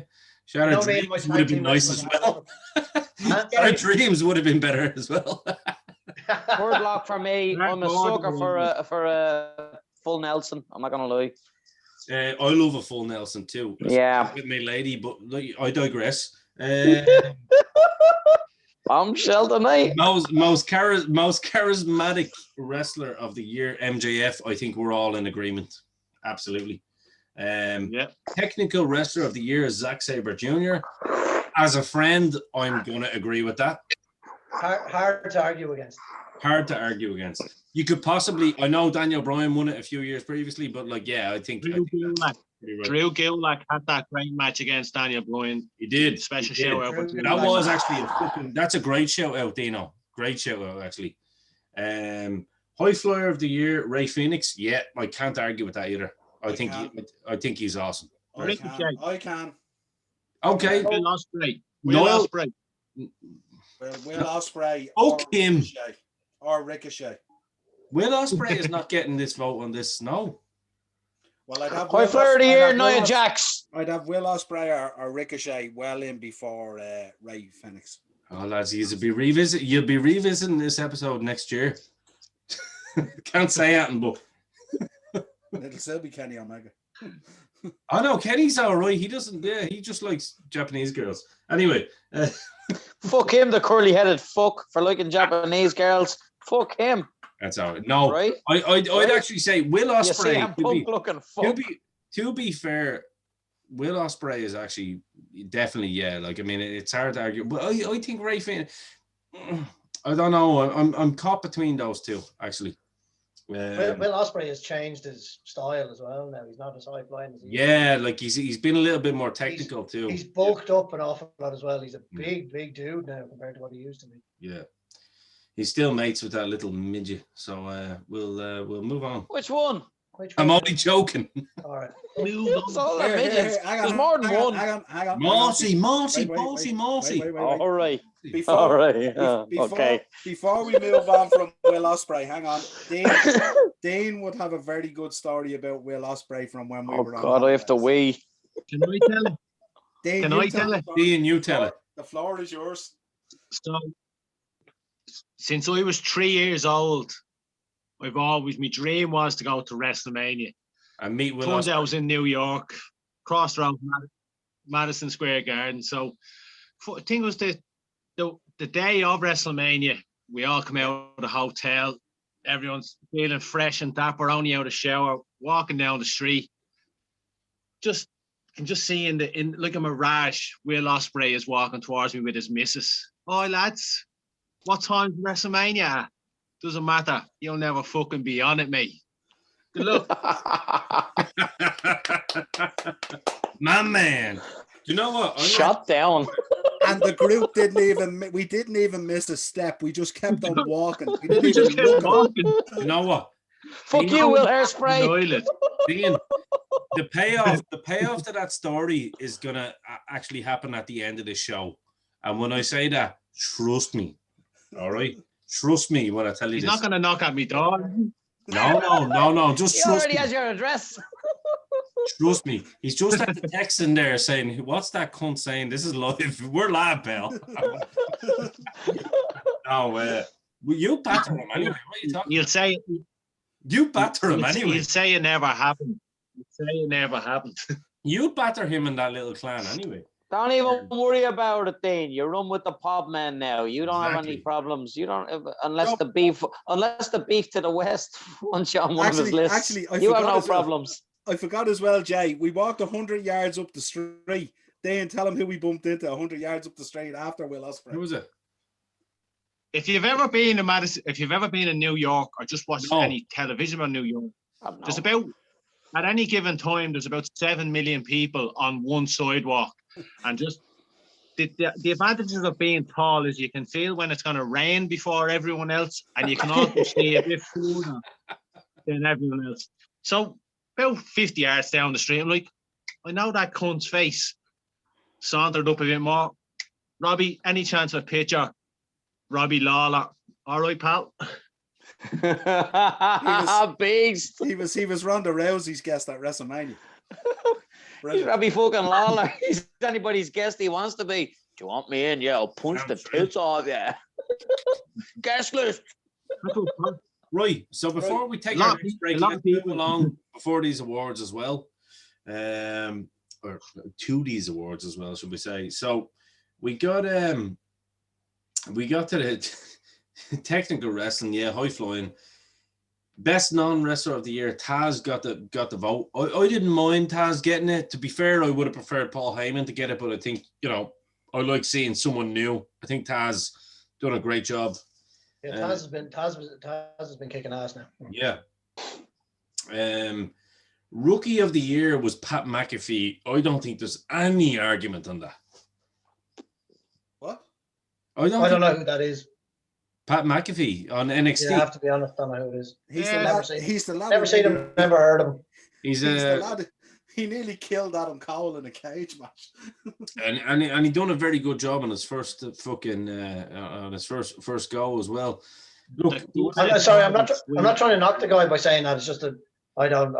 It's just a cold fact. But that's all right. That's all right. Well, it depends on how do you judge rookie of the year? Because well, you can't. It's not like you've just got a draft signing and you're on line 2 or line 3 and then you're judged on your goals at the end of the season. So that's a fair point, Noel. Because for rookie of the year I put in Shayna Baszler because she had only come up onto the main shows. And she had a stellar 2020. Do you know what? We're gonna go with that. I'm gonna go with that. This is why Niall's my right hand man.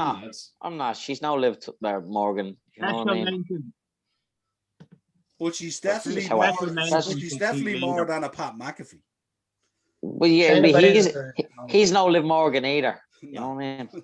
Well, in fact, I would have just given her all of these awards except for the bad ones because she's the future of pro wrestling. We're getting to the good ones though, because I know, lads, I don't know whether you agree with this or not. Most overrated wrestler of the year was Bray Wyatt. So obviously he has a problem with Bray Wyatt. Now, John Moxley. I'd agree with Strowman personally. That's just my personal opinion. John Moxley was my overrated. He's good, don't get me wrong, but I don't think he's as good as people talk about. You and me will disagree on that. I think Moxley is actually very good, personally. No, as I said, I think he is good, but I don't think he's as good as people talk him up to me. But you're coming from it at a standpoint which is a very, very fair point. You think he's overrated as a worker, and I think that's very fair because he hasn't shown right when we get to the fucking top award. Yeah, go ahead, Dino. Go ahead. Just special shout out for probably the most overrated wrestler in history, Jake Hager, Jack Swagger. My God, just give it up. Take the golf t-shirt, the polo shirt off. Fuck me. He is absolutely. He has the charisma of a fucking used condom. That's a great analogy. That's a pretty good one. Okay, well, moving right along. Also, no, there's 4 words you don't say when you mean to hate somebody. Then it's Jack Swagger, and then followed up with "fuck me." That might be misinterpreted by him. You might have 2 calls tomorrow. One to take her with a gun in the bag. Is there anything that anyone wants to Jack add Swagger with a gun in his bag? I'd like to add to that. Yeah, no problem. I had most overrated wrestler, and I presume you can pick a tag team as well. Sure. and I had none other than the Young Bucks. Thank you, sir. I love you, Noel. I love you for that. I mean, when we get to and you know what? This is when we can start creating narrative because, like, once again, they win the tag team of the year. We can go to that.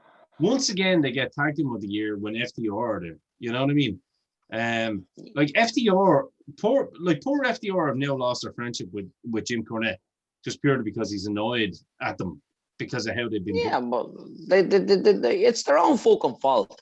They spoke to him on his own podcast and told him we're gonna roll in there and we're gonna be who we were, and they weren't. They fit exactly into where everybody didn't want them to fit. They sold for vanilla midgets, like Marco Stunt, the only vanilla midget in the fucking company. Yeah. It sold for him. Look, the check got written again, and they were told, "Just lie down there for Orange Cassidy. We don't care." So when but can you see Hawk and Animal doing something like that?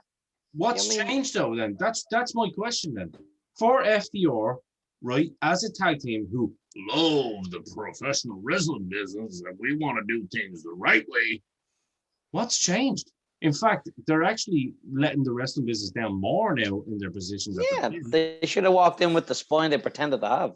Yeah, but what changed was the positioning of the decimal point on the check. Exactly. So they're also. That's what I was just going to lawyers. say. Exactly. They're making.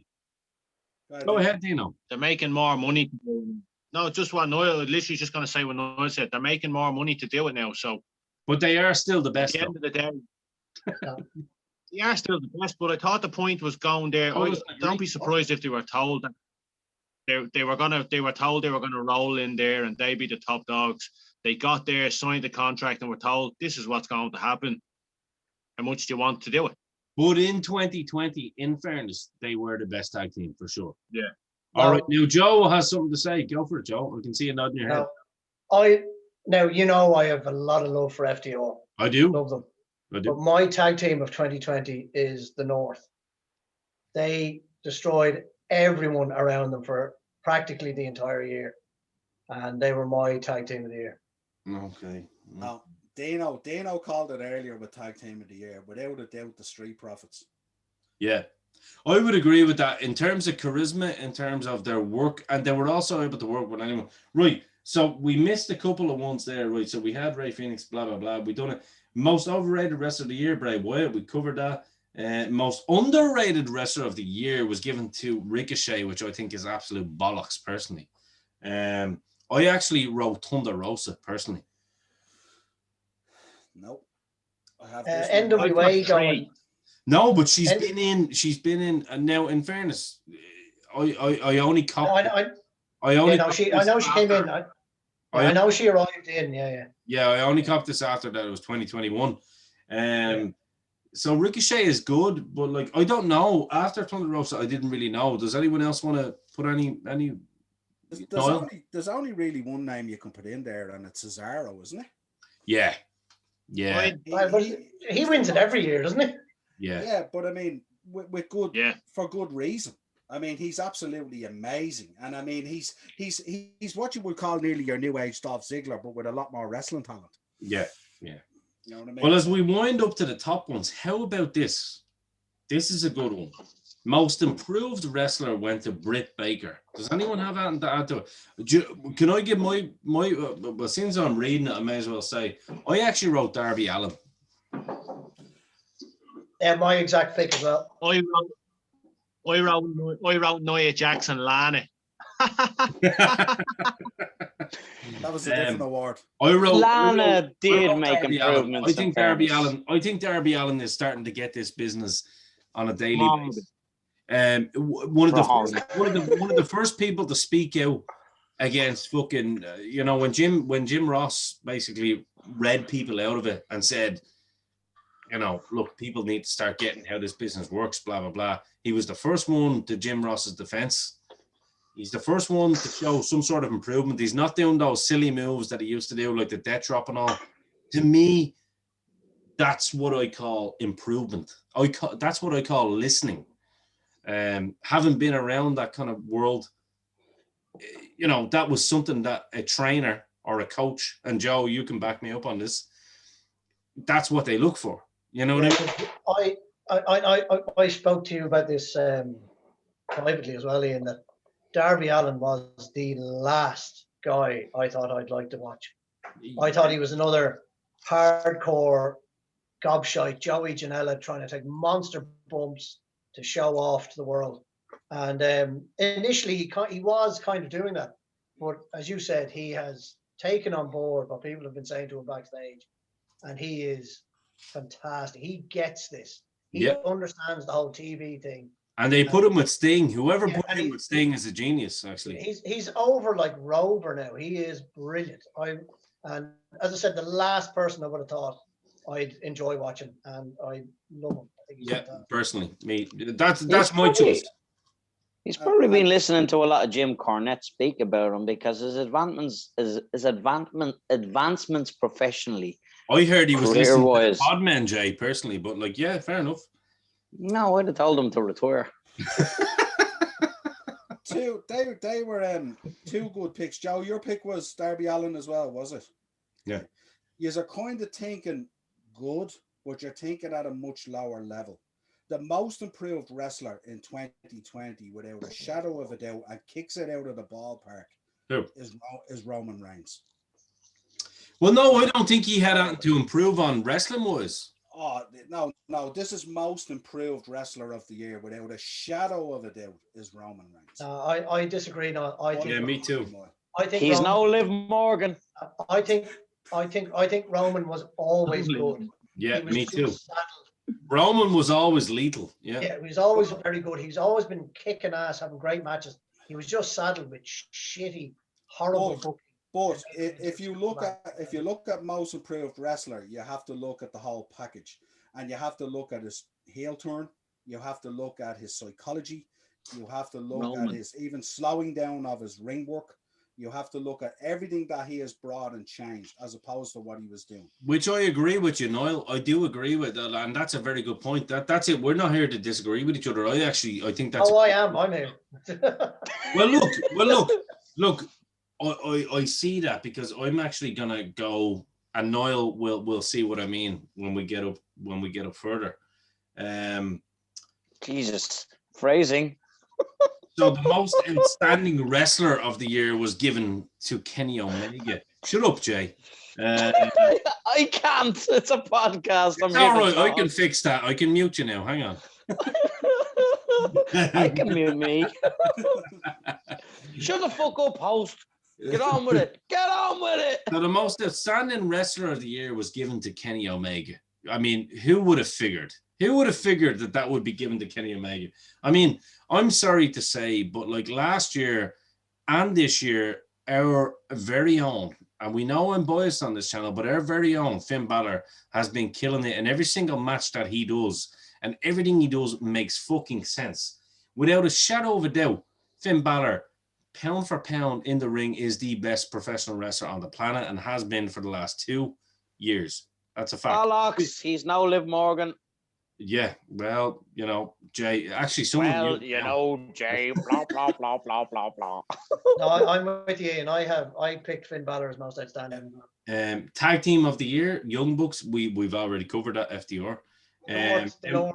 We get the female wrestler of the year, Bayley. I personally put Sasha Banks, but then someone actually made a good point to me.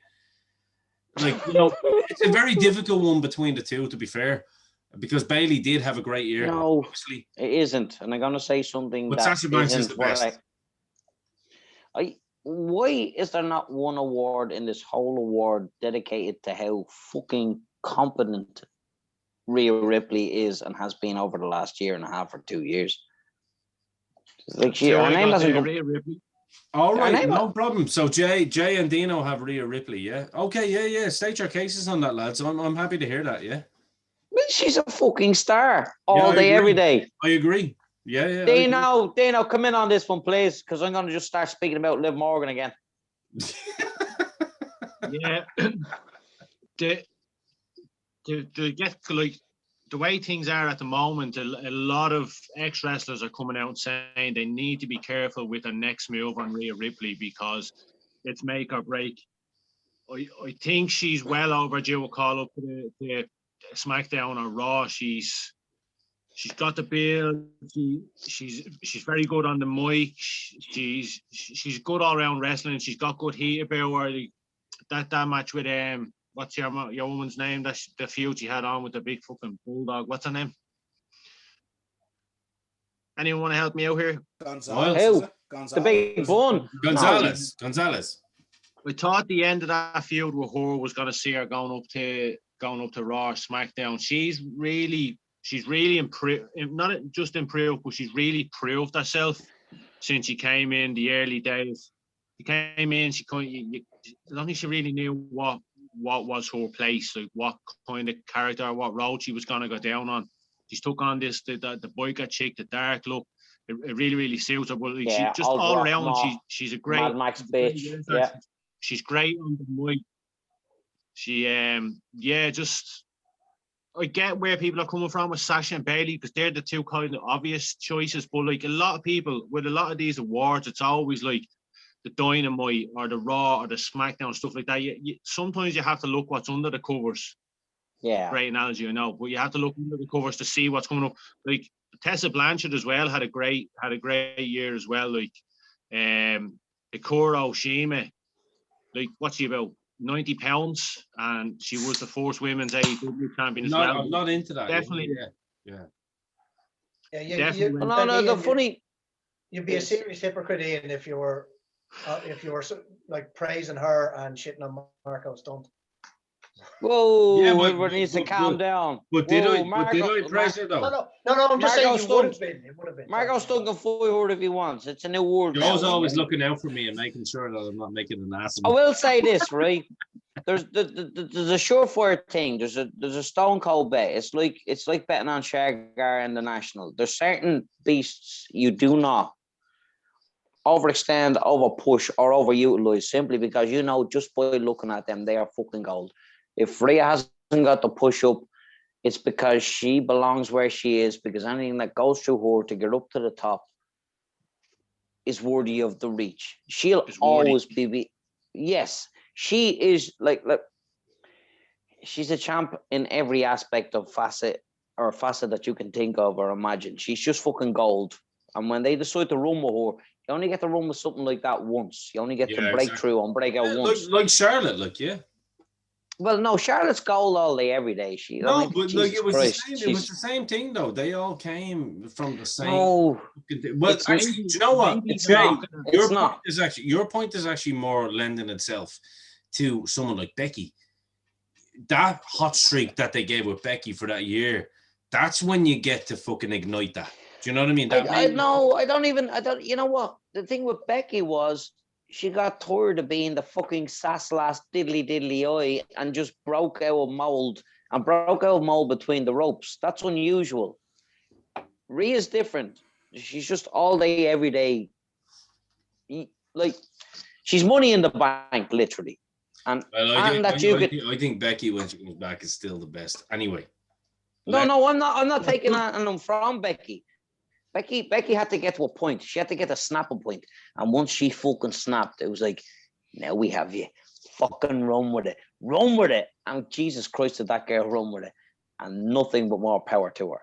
Whereas the other one, the one I'm talking about, it's just like, it's all day, every day, easy money. Do you know what I mean? Yeah. Just keep her in reserve. Oh, keep her in reserve.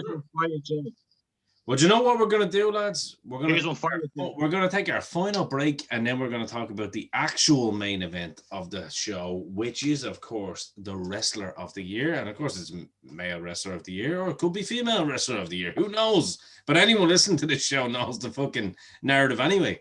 So we're going to take a little break. When we come back... Shy talk imminent. Absolutely. Shy talk is 100% imminent. We're going to spend the last 15, 20 minutes... And we've also got a huge announcement. Like any good wrestling show, you gotta tease something before the main event and then see what happens afterwards. And that's why people tune in. Always. Welcome back to the Four Podmen.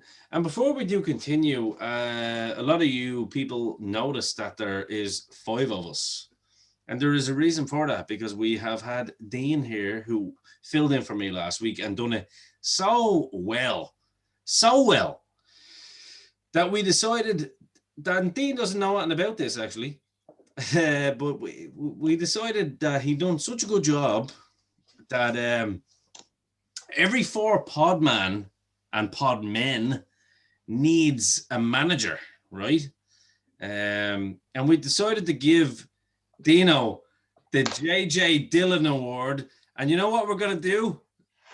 Dean, we would like, I can speak on behalf of the other 3 podmen, we would like to cordially invite you right now to be a regular member of the 4 podmen.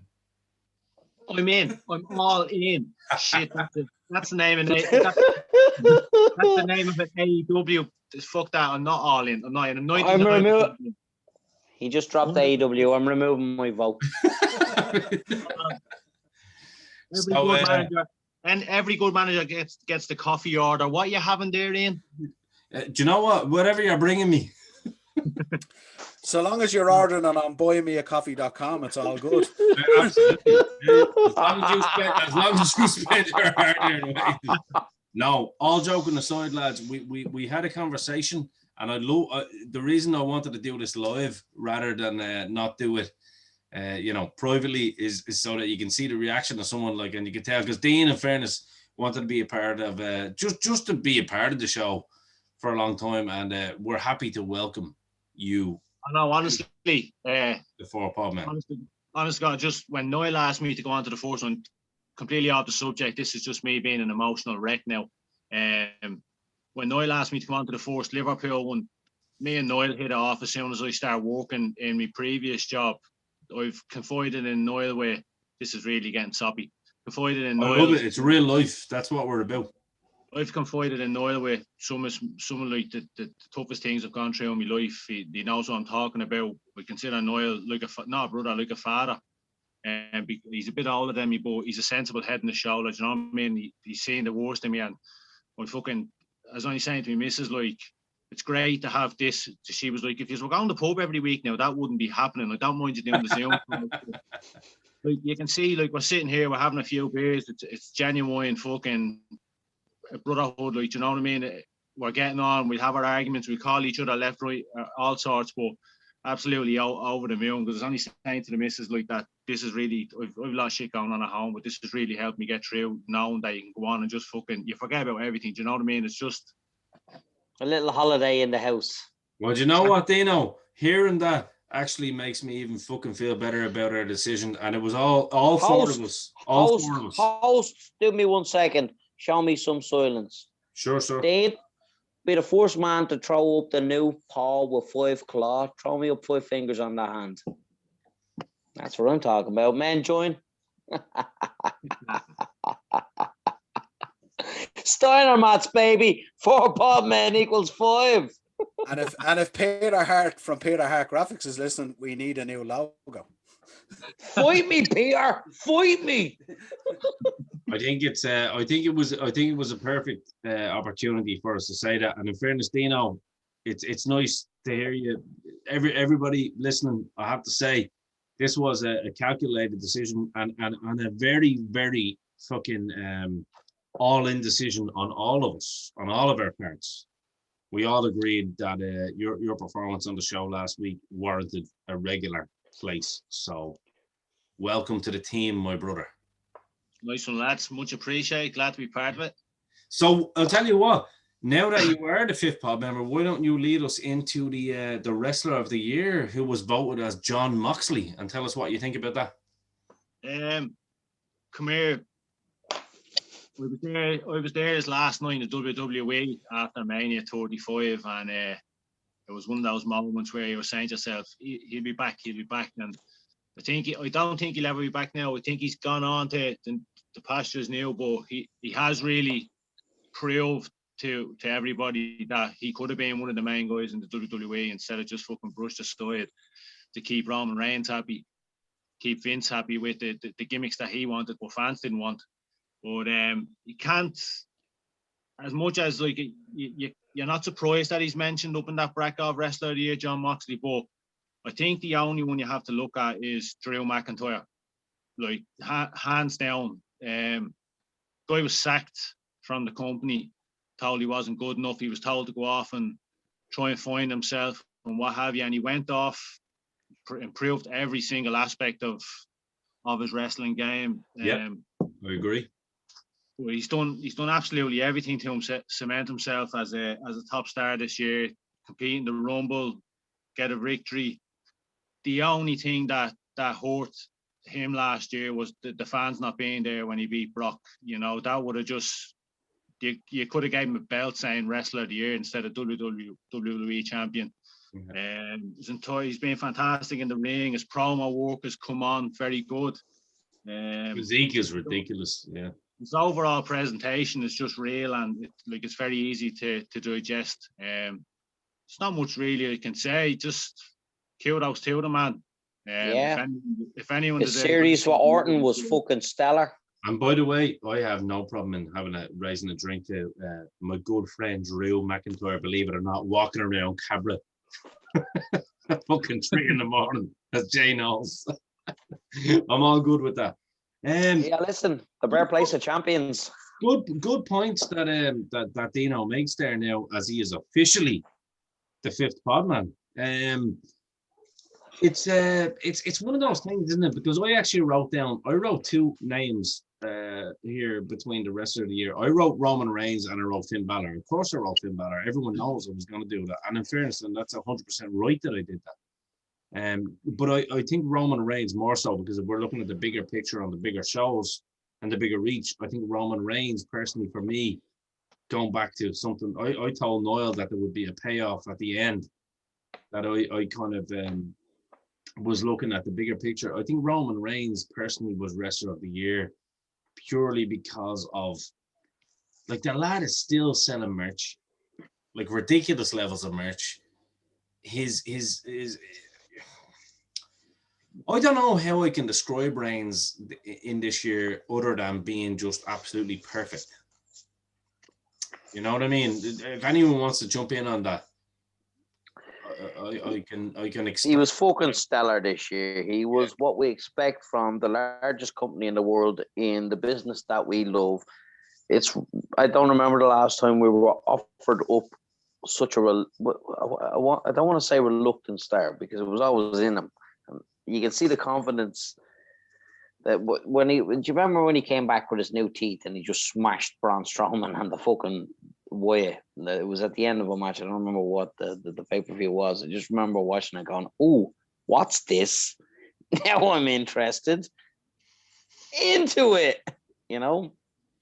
I mean, there's been a few stellar standouts this year. I think one of the more subtle ones was Randy Orton. And again, his work with Drew last year, brilliant. Randy is an unsung hero, isn't he, in elevating? He's not unsung. He just doesn't care. He's like, I've always been Randy Orton. I dropped out of the womb, Randy Orton, and now I'm Randy Orton. So, I mean, I personally was going to pick him. But, you know, what about you, Joe? What do you think of like the John Moxley dynamic? And did you have anyone? Well, look, as you know, I had Moxley as most overrated, so he's definitely not my wrestler. Who would have been your guy? I think Dino made a great point. Drew McIntyre has been fantastic. Yeah. You know, as Dean said, given the sack, you know, he was the chosen one. Then he was fired. Yeah. You know what I mean? Sent away into the outer lands. Yeah, went out, made a massive name for himself, and you know, could just made himself to the point where he just could not be ignored, and came back. Absolutely. But and Roman Reigns, of course, like if he hadn't turned heel, he wouldn't be in the conversation. But the fact that he has, has put him in.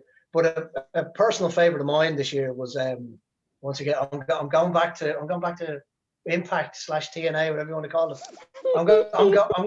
I'm going with Moose. I think he has been absolutely phenomenal this year. Who? Moose. And he's been with the antlers. Dino knows who I'm talking about. I'm sure Niall knows who I'm talking about as well.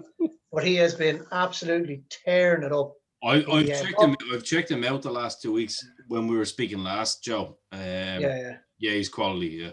Yeah, and he brought back the old TNA belt because he wasn't getting a shot at the Impact World title, and he's been calling himself the world champ and all that. And I just think he's been absolutely magnificent this year.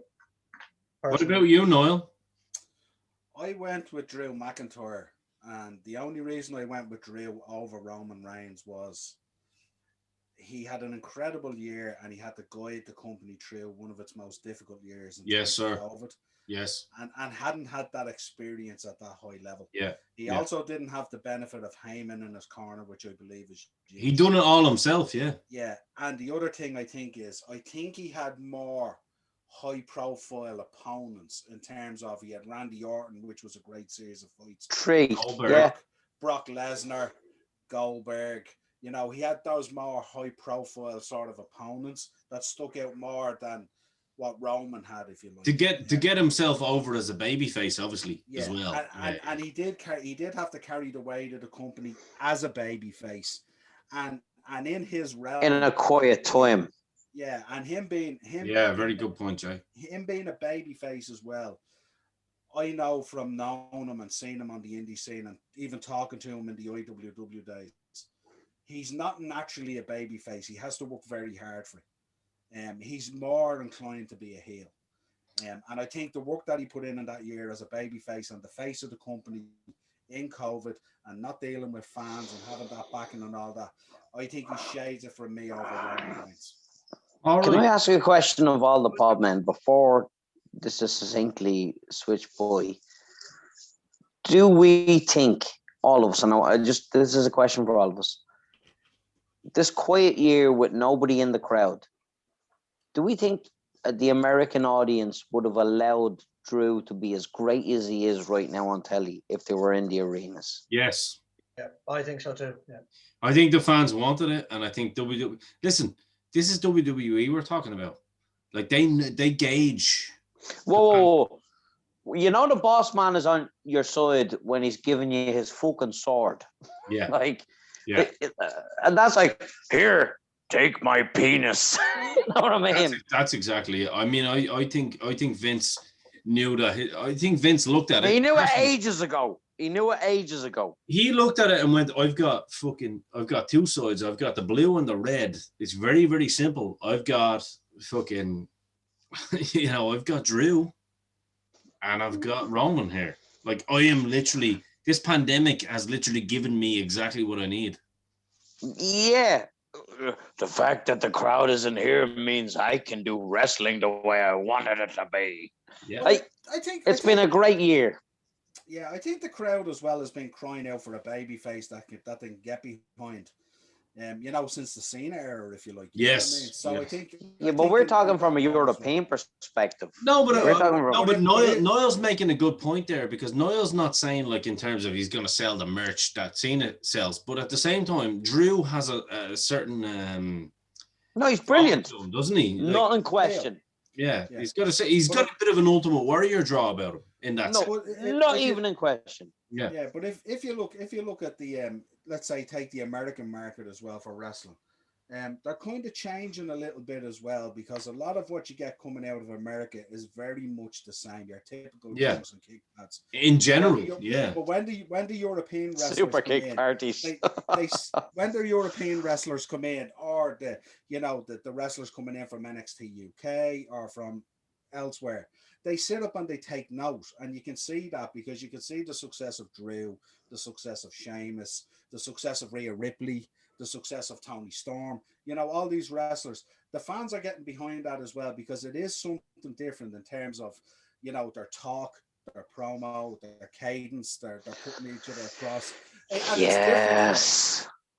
Yes. And I think there's an appetite for that. They don't necessarily want to see the same old churned out of the performance center. They want to see something different than the ex-college footballer that didn't make it, or the ex-gymnast who snapped an ankle and didn't make the Olympics, or whatever it is. You know what I mean? They want to see someone who comes in with a little bit of character there. And you even see it with Drew there, the way Drew has done it. He's very careful about plugging the Scottish stuff. He only puts it in when he needs it. Yeah. It's not shtick. It's not shtick. He sprinkles it. Yeah, he's not forcing the gimmick down like the way the Highlanders used to. you know what I mean? Or Or, like e- the or even bushwhackers, Sheamus you know what I now. mean?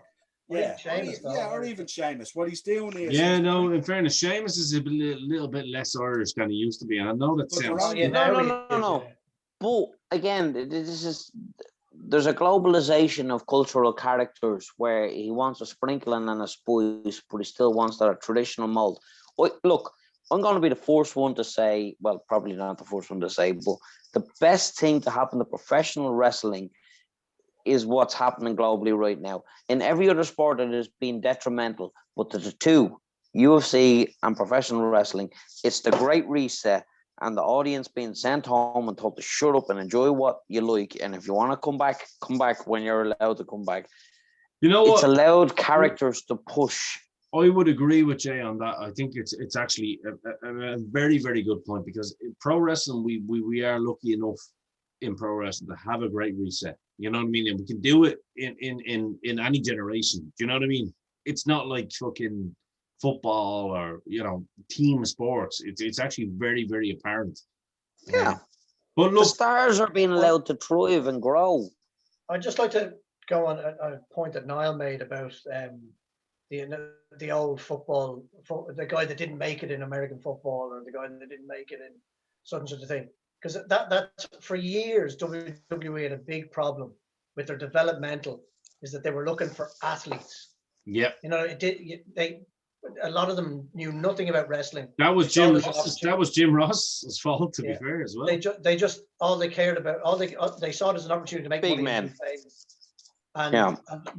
90, a huge percentage of them were shite because Yep. they didn't get the business. They didn't want to get it. Now their developmental is just full of indie guys. With the exception of Butch Reed. Yeah, you know, yeah, no, so that's way back. But you know, you know, they brought in all these. They brought in all these athletes, and they brought no one through. Anyone that ever made it was an indie guy that came in, or someone they signed from Impact or something like that made it, because they were actual wrestlers. Yeah. They've corrected that mistake now. Almost everyone in developmental is an actual professional wrestler. And they go through, obviously, they go through the trials and tribulations too. Yeah, and it's working out great for WWE. They're getting so much turnover from it, you know. Whereas before, it was very rare that someone came out of developmental and actually made it. Yeah. Meanwhile, down at AEWCW, Snoop Dogg is So look, fucking we're not gonna shit over. Like, the great thing about this is that, like, you know, our fans, like, some of them like AEW, some of them like WWE, some of them like NXT, and that's the great thing about it. And that's what we. And some of them like those Impact. People. And some of them, a lot of them like Impact. Fuck those people. Nobody likes Impact, Joe. They have one viewer. 0.001% of the world watches Impact. You and Sligo. Moose. But, Moose. I think. Actually, let's get a Moose. Let's get a chant going for Moose. Come on, Jay. Moose. I'm a moose. Moose. No, I have to say I love it. This has been, lads, this has been phenomenal. We are the Four Podmen now, basically. It's With the exception of Liv Morgan, the last word should belong to the fifth. five time. So, I mean, that's been our kind of, I suppose, synopsis on the Meltzer Awards. He is a melt, and that's what he is. He is Dave Meltzer because he's a fucking clown today. It's actually predictable at this stage, isn't it? He used to be irrelevant, you know what I mean? Like, you know, pro wrestling got rid of the irrelevant people back in the day. I won't mention names, but they went away. And Dave Meltzer seems to still find himself relevant to some of these people. And look, I respect people's opinions on who they choose.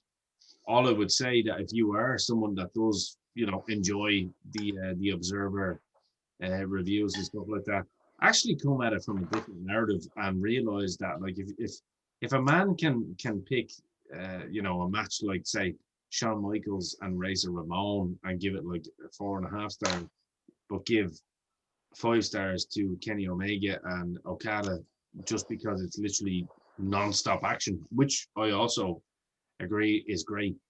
But like, which is the pro wrestling match? And don't come at me telling me that you're a pro wrestling fan. Seriously, because you're not. You're a fan. Ian, never mind that. You want to see a wrestling match? Tully Blanchard versus Magnum TA in that cage match. They looked like they wanted to kill each other. Now there you go. By the way, and Magnum TA is going to be on this show soon. So for one night only, it'll be a 6-man, six pod man. So you'll all get to talk to Magnum. That's no issue. I suppose the last word should be had by the newest member. By the 5th. Yeah, I think so. When you grow up, don't be like Dave Meltzer. Melter. Just leave it at that. When you grow up, don't be like Dave Meltzer. That's Dave that's the actually Melter. perfect. No, lads. Go ahead, Dino. No, lads, it was an absolute pleasure. Niall just dropped me in the shit about 7:05 this morning. He says, "You're on tonight. We're doing a review of the Meltzer Awards." It was like, that's my fault. Lovely. Couldn't appreciate the invite anymore. Dropping myself right into shit. Spent the day and work doing my homework. And yeah. Just as well you said yes. When is this going to come out? This is going to be out on Monday. That's more TikTok, son. Use your last words. I've been doing a lot of trying to spread the word. I've been posting everywhere I can. I've been posting on to friends of mine and asking them to put it on their social media because I'm not on Facebook or Twitter or anything. You know what? Do you know what's really important? Do you know what's really important? How happy are you to be part of the Four Podmen and now being the 5th one? What everyone else has to help out. I'll be posting it around on Monday and let's get this where we want it to be. Ringside at WrestleMania doing a live podcast with the vodka shots into the eye. I love it. My boy. Exactly. Right, so ladies and gentlemen, you've saw all the emotions today. We brought you a pro wrestling show, exactly the way a pro wrestling show should be presented. We brought you the highs and lows. You saw a man just literally come out and tell you his own problems, and he's happy to be part of the show. And we're happy to bring him as part of the show. This is the Four Podmen now. If anyone else wants to lend anything to it, bring it on. Good day. Dean, welcome to the show, sir. Until next week, yes, man. The Four Podmen is over and out.